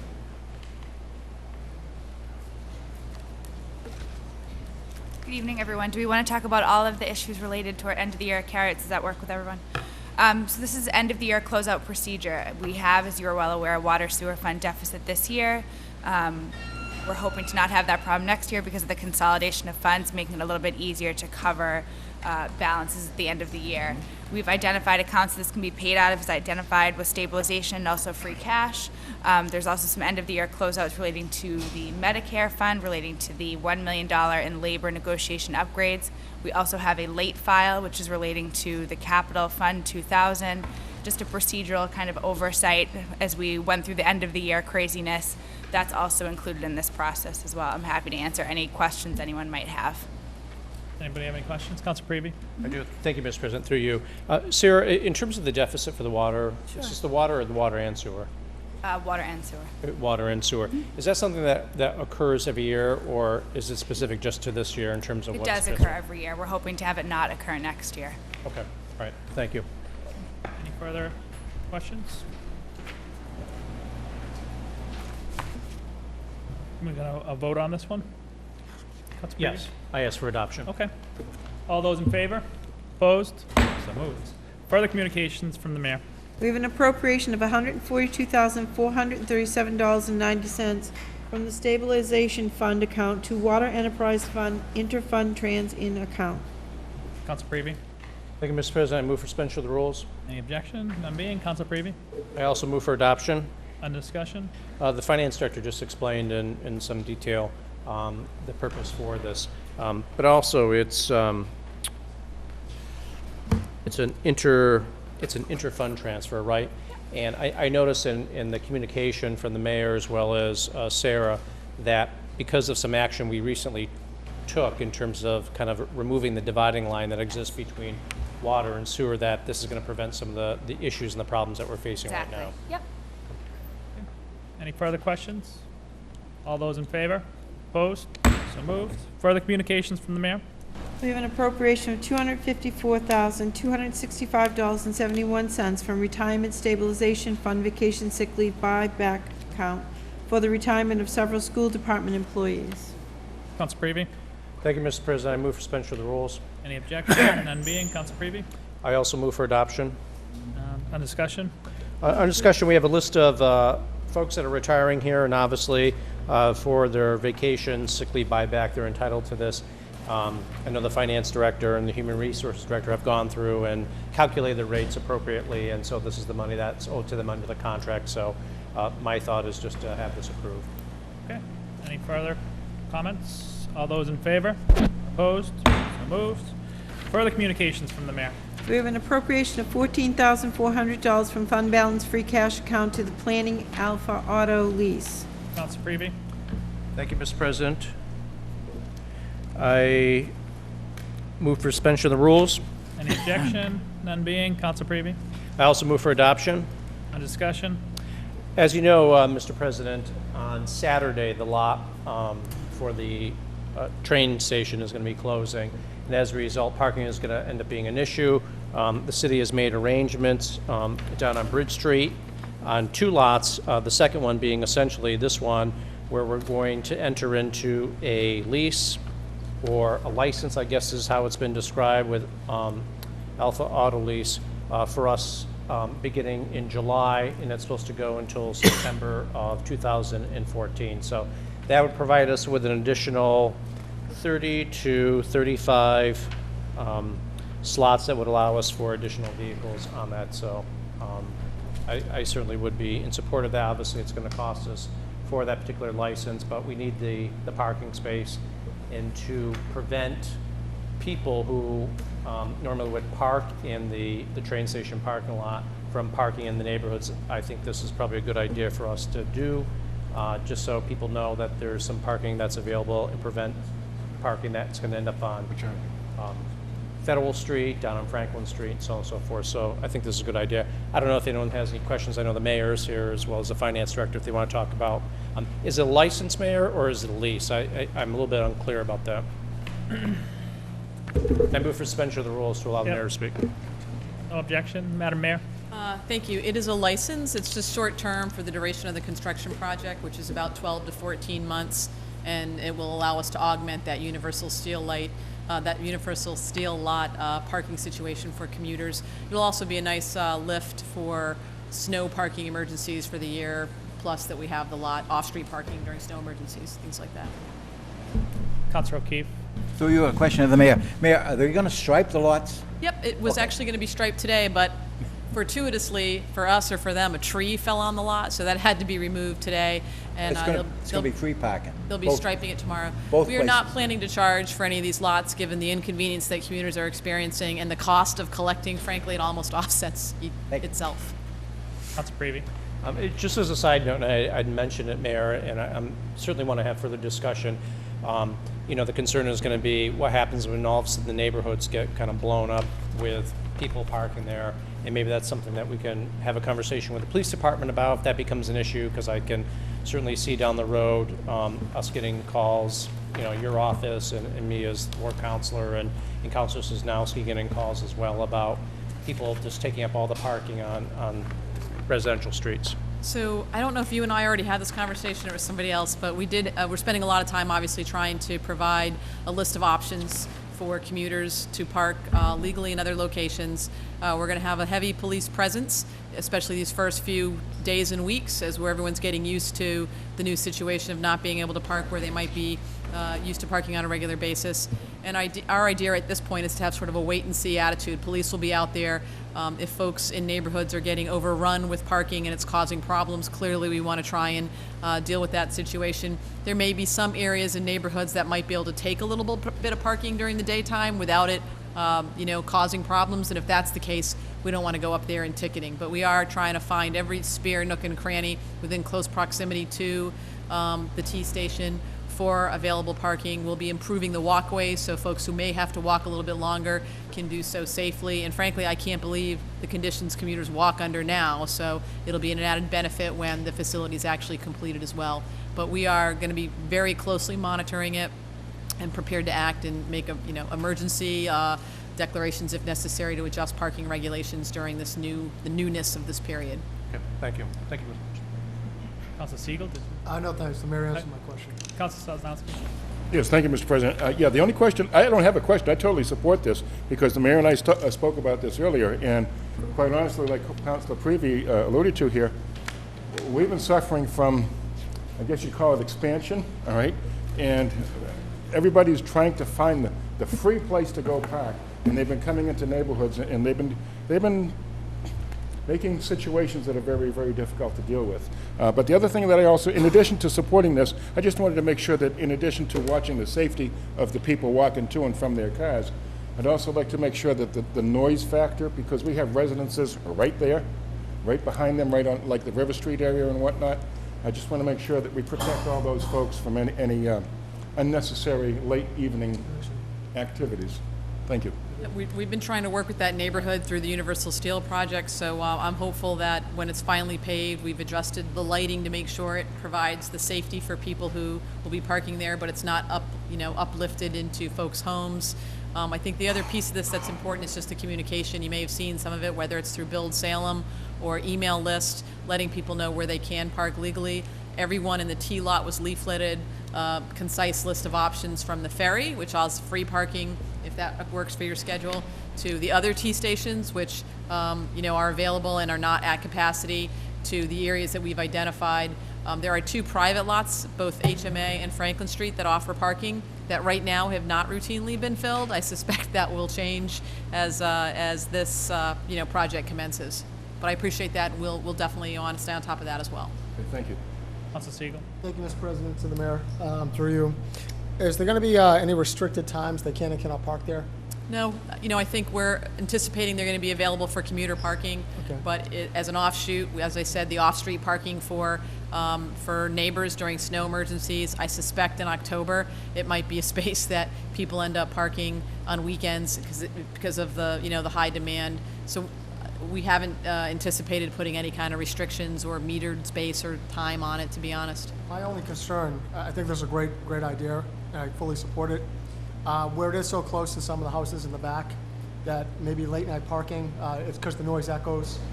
So that would be my only concern. Maybe we could just watch it. Yeah, absolutely. Absolutely. Councilor Terrell. Thank you, Mr. President. I will say I support this, and I do applaud the efforts that the city is going through right now in the administration to try and find alternatives to minimize the amount of damage that we're suffering to our short-term parking while the long-term parking issue is being addressed once and for all by the MBTA. So we've waited a long time for this garage. We're getting a tremendous benefit out of it as a result of the efforts of our state officials and our city officials in getting it expanded to a level that'll truly be useful and really add parking capacity.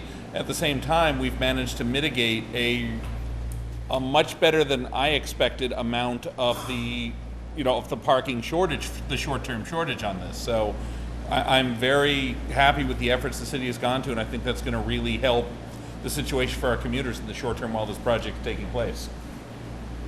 Thank you. Any other councilors have any questions, comments? Okay.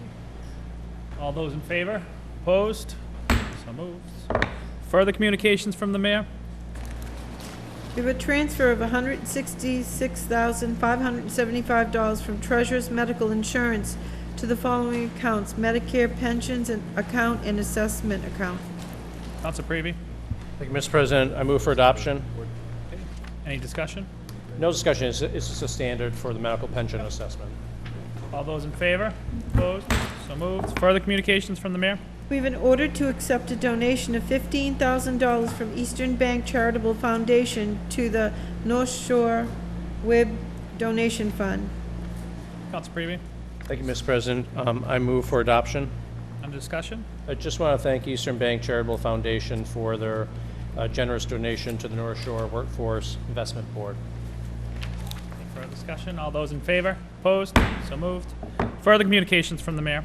We have an order to accept a donation of $1,000 from Footprint Power to Salem No Place for Hate Committee. Councilor Prevey. Thank you, Mr. President. I move for adoption.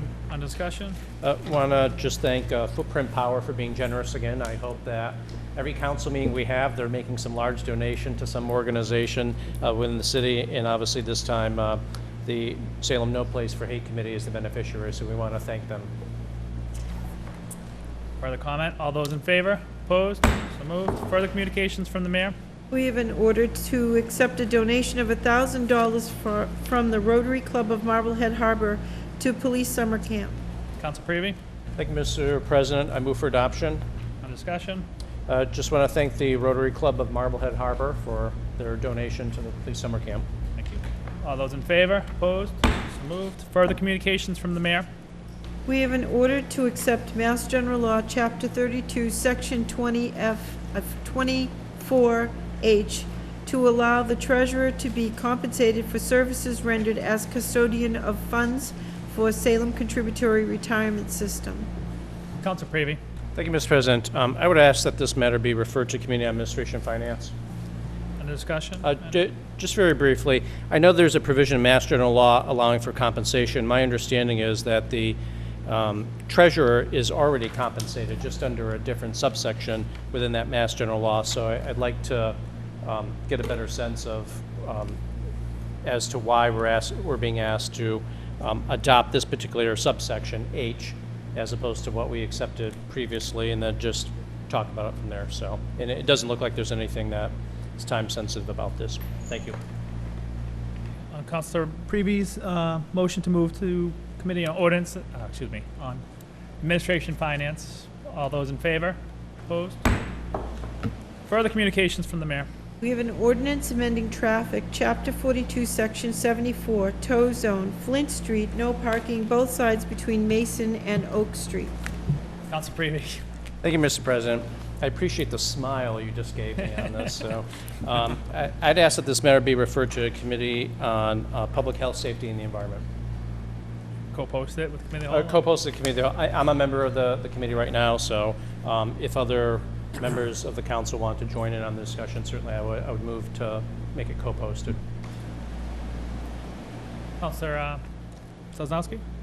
Do I still have the floor? Yep, you still have the floor. Oh, thank you. I did have an opportunity to meet with the mayor regarding this. This is being brought in by the mayor. And obviously this has to do with, there's been traffic recommendations in the neighborhood.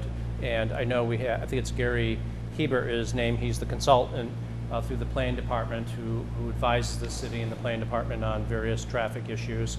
He's gone in front of the planning board and made recommendations. And obviously with all the development going on in that particular area, you have Salem Oil and Grease, you have Salem Suede, you have 28 Goodhue Street. And the issue, one of the main issues obviously in all those planning board meetings had to do with what is the impact on traffic. And obviously, as we all know, Flint and Mason is a particularly challenging and difficult intersection for traffic going in and out. It's one of the main, outside of North Street, it's one of the main access routes in and out from North Salem into the city. And it continues to get clogged up by some of the neighbors who park there, and it's create a lot of obstruction. So we're trying to obviously look at what we can do to better improve that. One of them, obviously, the proposal is to ban parking. In doing so, we have to look at what are we going to provide for alternatives. And I know the mayor has made some suggestions about that, and I've spoken with her about it. So I certainly want this to go into committee. I want to notify the neighbors and really try to get neighbors on board with accepting the fact that it's really not a safe thing for neighbors to be parking on Flint Street and creating this obstruction. Their cars are often damaged. I drive through there, people drive through there, you see cars that are damaged that park there on the side.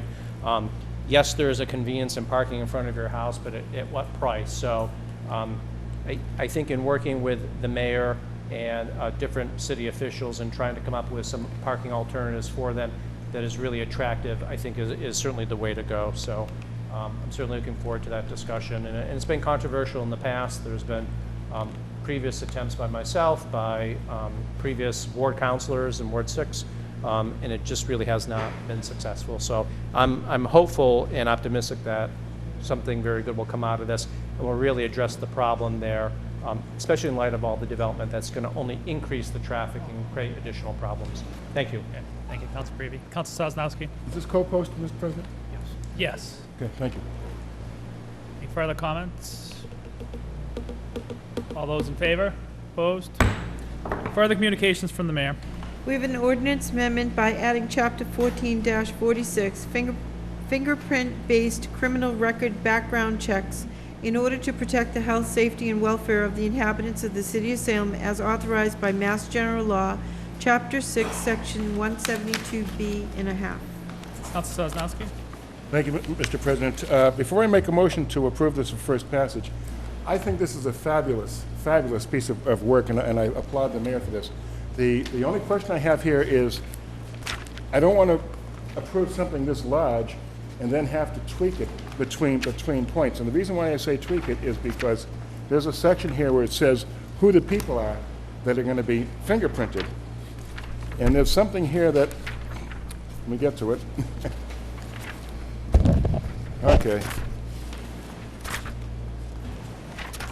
You know, a minute ago I saw the listing here. The point is it has a whole list of everybody that would be qualified for this, but I didn't see in here public guides. And public guides are also dealing with kids, not just our in-city kids, but also the tourists that come to this great city, all right?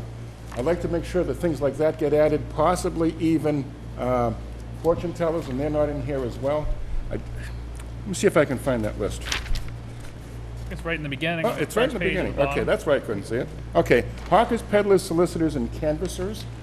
All right, and then it goes on for other things, but I mean, it doesn't mention anything in that category. So I was wondering if I could make an amendment and add a sentence that would be GHI, and that to include public guides and anything else that the committee may think would be appropriate. Taxi cabs, Hackney, they're in here. License. Yeah, they're in here.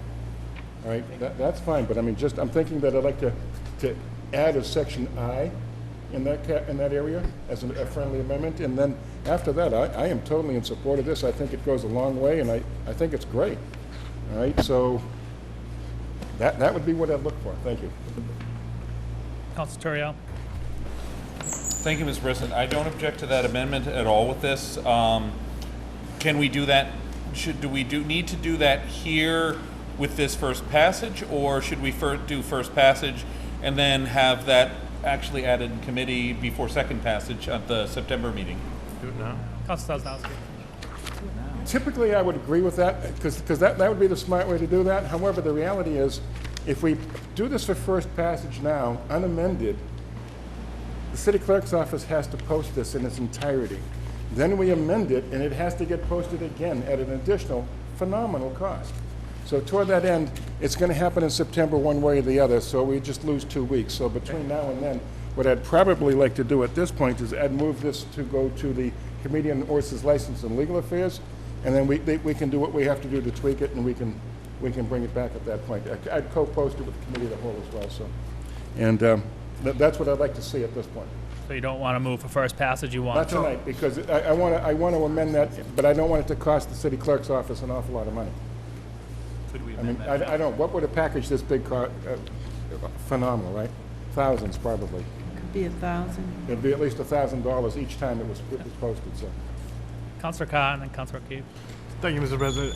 I don't have a problem with the amendment that Councilor Sosnowski is suggesting. I would ask that we do it real time though, and move this forward for first passage tonight. My understanding that it's somewhat time sensitive based on the schedule that we have for the remainder of the year, and Chief Tucker's wishes to get this in place for the fall Halloween season. So I think that we should move forward with first passage here tonight.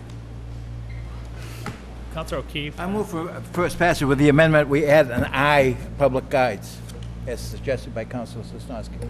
Let's move forward on the matter. Councilor McCarthy. Thank you, Mr. President. I would support that as well. I think we need to move this forward. My only question was not having Hackney, in parentheses, taxi operators. Yeah. Hackney, I'm assuming that's a broad-based and covers the limousines, it covers the trolleys, it covers segways. Does Hackney have a broad-based definition, so it covers a lot of these other things that we're not missing with, as was alluded to, public guides? It has taxi in parentheses, but I'm hoping that it covers all those other things as well. Councilor Sosnowski. Thank you, Mr. President. Yeah, basically when we were rewriting the taxi ordinances not long ago, we had a situation come up very similar to that where we wanted to make sure that everything was all-inclusive. That being said, we put all vehicles for hire. However, segways, are segways considered vehicles? You know, that's a good question. No, they're probably under public guide. Yeah. It could be under the public guide part, so I mean, I would probably then add sentence D, in parentheses D, Hackney, and then in parentheses taxi operators as provided in sections 44-34. I would say, and all vehicles for hire. And I think that would cover what you're looking for, I believe. I was just looking for a definition of Hackney. If it already fits, then it's all set. Not being a solicitor, I can't answer that. All right. Mr. President? Yes. You know what I'd like to do at this point? I would like to add that in, and just as the additional amendment. So the first amendment would be to add sentence I, public guides. The second amendment would be to have sentence D, as in Delta, referred to make sure it's all inclusive of all of the things that Councilor McCarthy is referring to before it actually gets printed. And on that basis, I would say yes, let's do it tonight. Right. That needs a second. I'll second it. Yep, 1 second. Councilor Siegel, did you have your hand up?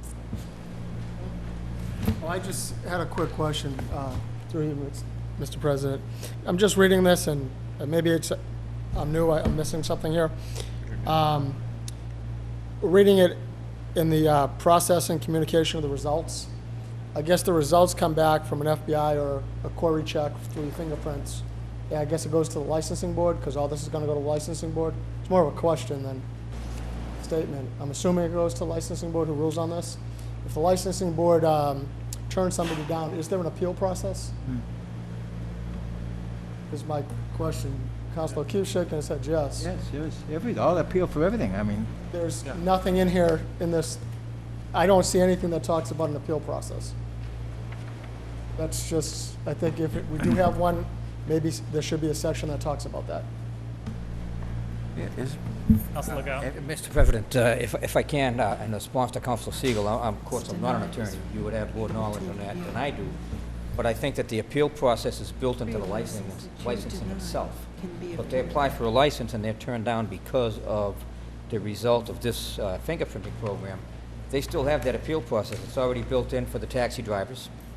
And it's built in also in the licensing process with the licensing board. So I don't think we would have, in my opinion, I don't think we'd have to have that in this paperwork itself. Thank you. Councilor O'Keefe.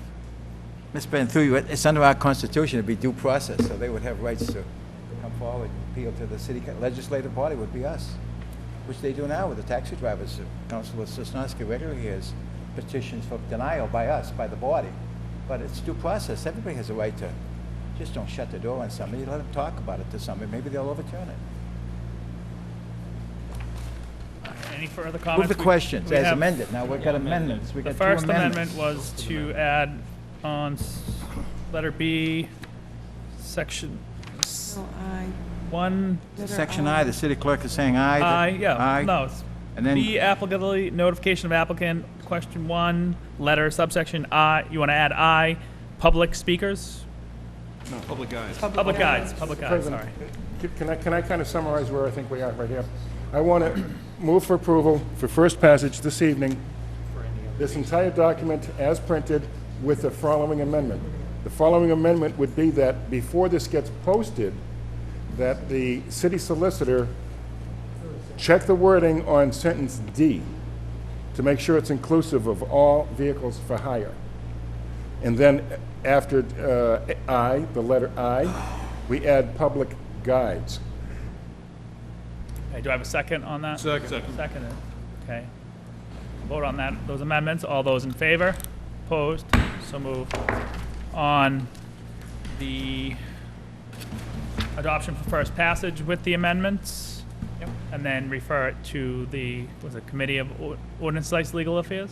No. Is that where it's going? It doesn't need to be. No. It Okay. doesn't need to be. Doesn't mean. It- Okay. It's a complete package if, All as right. it's done. Move for adoption, for first passage with the amendments. All those in favor? Opposed? So moved. Further communications from the mayor. We have received after the deadline at Tuesday noon. Received after the deadline of Tuesday noon, an appropriation of $333,800 from capital outlay to be expended for the following accounts: MIS equipment, MIS renovation and repair, electrical renovation and repair, police equipment, park and rec equipment, electrical renovation and repair, electrical renovations and repair, and school renovations and repair. Council Preview. Thank you, Mr. President. I move for suspension of the rules. Any objection? None being. Council Preview. I also move for adoption. Under discussion. Thank you, Mr. President. The finance director had explained in some regards that this is really an extension of what we were doing during the budget hearings, and this is something that should have been brought in front of us at the time for the capital outlay. It's really an extension of the capital improvement program in terms of identifying certain needs in various departments where they require, there's a $25,000 threshold that they have to meet. So as you can see from the items down here, items are either $25,000 or higher, and that is something that is part of the capital outlay. So unless anyone has any additional questions, it's much like the CIP, then I would certainly direct any specific questions to the finance director. If there are none at this time, then I would ask for adoption. Any council have any questions? Councilor Go. Yes, Mr. President, through you to the finance director, if I could, just for clarification, for my own purposes and maybe for the people watching on TV, we're not adding any money to the No, budget. no, you've already approved this as part of the capital improvement plan. This just recognizes Fund 2000 in which those items are paid out of. All I need, thank you. All set. Any further councilors have any questions? All those in favor? Opposed? So moved. Mayor's informational page? None.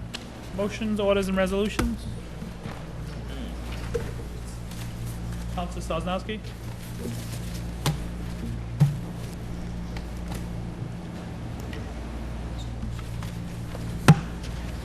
City of Salem and City Council, July 18, 2013, ordered that the enclosed Tag Day application for the Military Order of the Purple Heart for August 7th, 2013 and August 8th, 2018 be granted. Under discussion? Excuse me, 2013. Jeez. Under discussion? Yeah, thank you. I mean, right now, these are coming in because we don't have time to go through the two meetings, so this is why I'm putting it forward in the form of an order. Okay. All those in favor? Opposed? So moved. Further motions, orders, and resolutions? Council Sosnowski?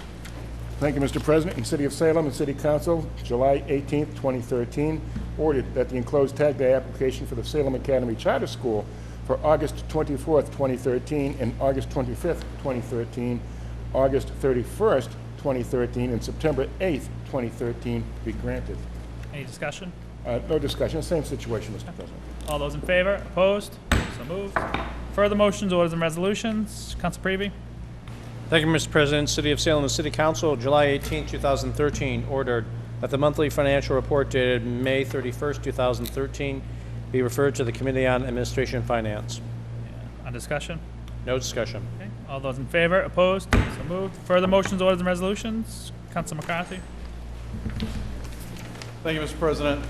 City of Salem in the year 2013, an ordinance to amend an ordinance relative to traffic, Chapter 42, Section 56, zones established, be it ordained by the City Council of the City of Salem as follows. Section 1, repeal Congress Street, easterly side, beginning at a point of 40 feet from the intersection of Derby and Congress Streets and continuing for a distance of 20 feet, 4-hour parking.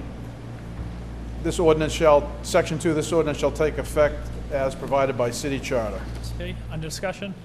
Thank you, Mr. President. Basically, after more than a year or so of discussions with the traffic engineer, the city electrician, Dave Knowlton, the city engineer, if anyone's been through the intersection of Congress and Derby Street, as you're on Congress Street, basically this ordinance repeals the 4 metered spots from the intersection back towards the bank, and now there's a turn lane in there. The light's been changed, and there's a turn lane. So if you're on Congress Street, now you can take a right-hand turn onto Derby Street. What was happening was the traffic was just, especially when Shetland was letting out and the school was letting out, the traffic was just queuing back all the way onto the Congress Street Bridge. And through many discussions over an extended period of time, the engineer was finally able to get the traffic people in to switch the light. And this is just to get rid of the 4 metered spots to allow for the turn lane. Okay. Any further discussion? Councilor Sargent? No, No? Okay. All those in favor? Opposed? So moved. Further motions, orders, and resolutions? Councilor McCarthy.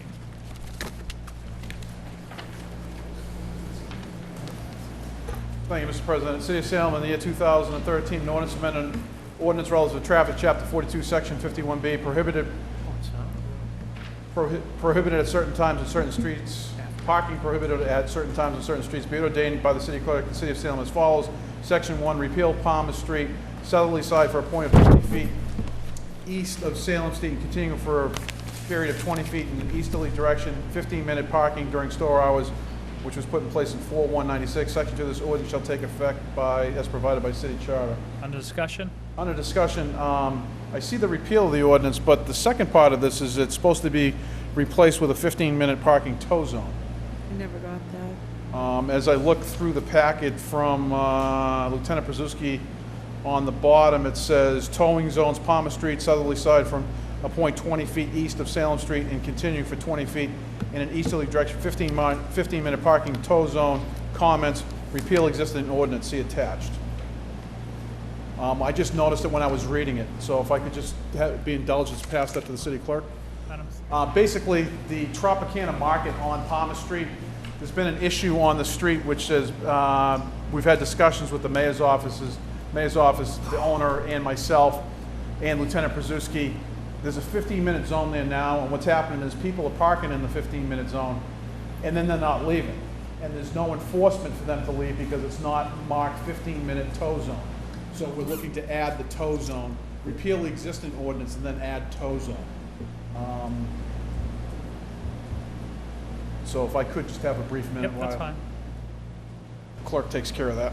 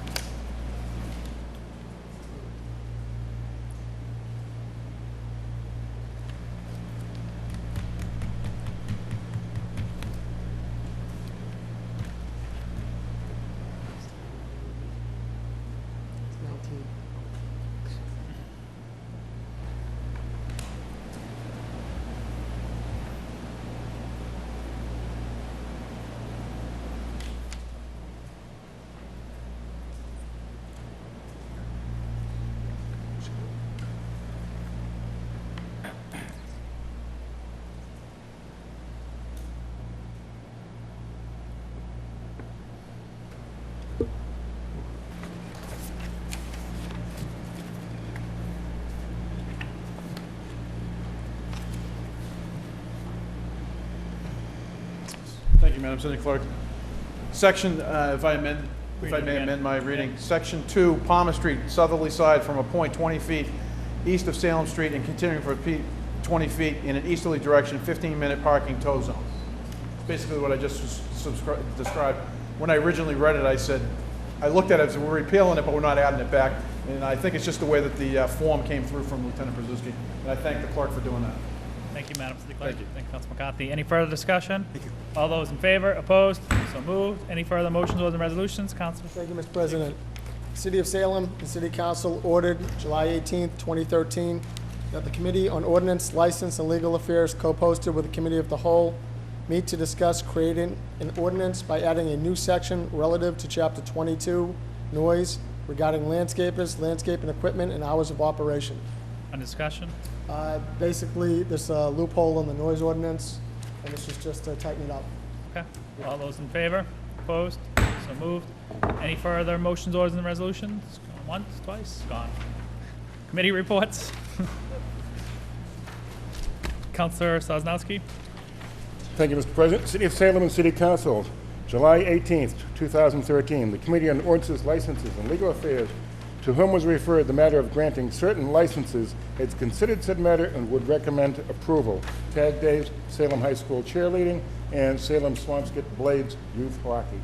Okay. On acceptance report, all those in favor? Opposed? On adoption recommendation, on discussion? No discussion, Mr. President. All those in favor? Opposed? So moved. Further committee reports. Councilor Sosnowski. Thank you, Mr. President. City of Salem and City Council, July 18th, 2013. The Committee on Ordinances, License, and Legal Affairs, to whom was Ordinance, License, Legal Affairs, co-posted with the Committee of the Whole, to whom was referred the matter of an ordinance to amend an ordinance relative to municipal board appointments, has considered said matter and would recommend that the ordinance be adopted for second and final passage as amended. The amendments include changing the mayor's position from 180 days to 120 days, and number 2, to add a last sentence that says, unless a waiver of this section is granted by the City Council. Okay. On acceptance report, all those in favor? Opposed? On adoption of the recommendation, under discussion? Thank you, Mr. President. We took this at length and we discussed all the little details of this particular matter. Actually, Councilor Prevey, aren't you the person that introduced this? Okay, I'd yield the floor to Councilor Prevey so he can give more detail on this. Councilor Prevey. Thank you, Mr. President.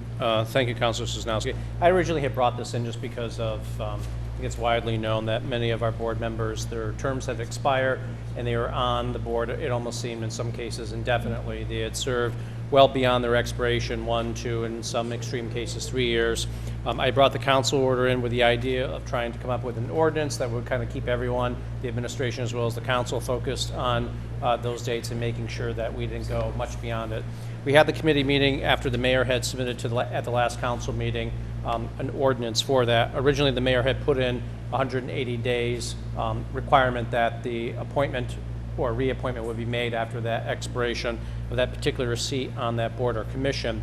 The mayor attended the committee, and after some discussion and regarding the length of time, we whittled it down to 120 days. The mayor found that to be acceptable, and so did we as those of us that participated in the committee in terms of allowing a certain amount of latitude.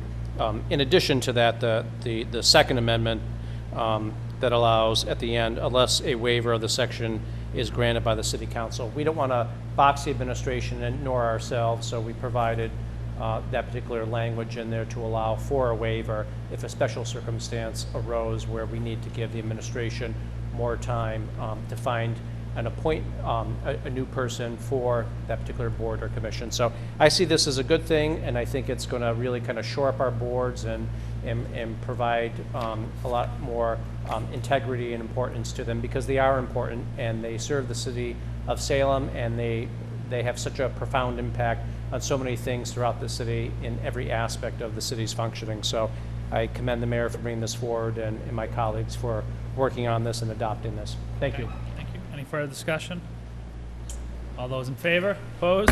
So moved. Further committee reports. Councilor Sosnowski. Thank you, Mr. President. City of Salem and City Council, July 18th, 2013. The Committee on Ordinances, Licenses, and Legal Affairs, co-posted with the Committee of the Whole, to whom was referred the matter of an ordinance to amend an ordinance relative to Chapter 12, Article 2, maintenance of property of vacant residential properties in foreclosure, has considered said matter and would recommend that the matter remain in committee. On acceptance to report, all those in favor, opposed? On adoption recommendation, on discussion? Thank you, Mr. President. Yeah, basically, we discussed this evening at the earlier meeting, and it's a very good ordinance. It's meant to protect a lot of the properties within the city of Salem, but there's a couple of points here that still have to be hammered out. There was one particular glitch that I wanted to make sure we've got the proper wording on, and how to make sure that the fines can be addressed, how to do a couple of things. But so, again, like the past situation, rather than adopt it for first passage and then put it out and then repost it a second time, what we want to do is we want to get it right the first time. So what we're going to do is we're going to keep it in committee. We're going to discuss this at length. The city solicitor and Tom St. Pierre worked very hard to put together this entire package, and my kudos to both of them. Also, the assistant building inspector, Mike Lichakowski, he did it as well. They've worked on this really hard. What it basically boils down to is we have a lot of properties in the city. People have walked away from their upside-down mortgages, or they've been foreclosed on, and they become blights to the neighborhood. They attract undesirables, and this gives Tom St. Pierre the tools that he needs to address that situation and clean it up so that we don't have that situation, right? Thank you. Further comments? All those in favor, opposed? So moved. We already did communications from city officials, petitions. Request from the residents of Britannia Circle to hold a block party on July 28, 2013, from 2 p.m. to 9 p.m. with a rain date of August 4, 2013. Council Siegel. Councilor Prevey. Thank you, Mr. President. I'm doing this for Councilor Segal. I ask that it be granted.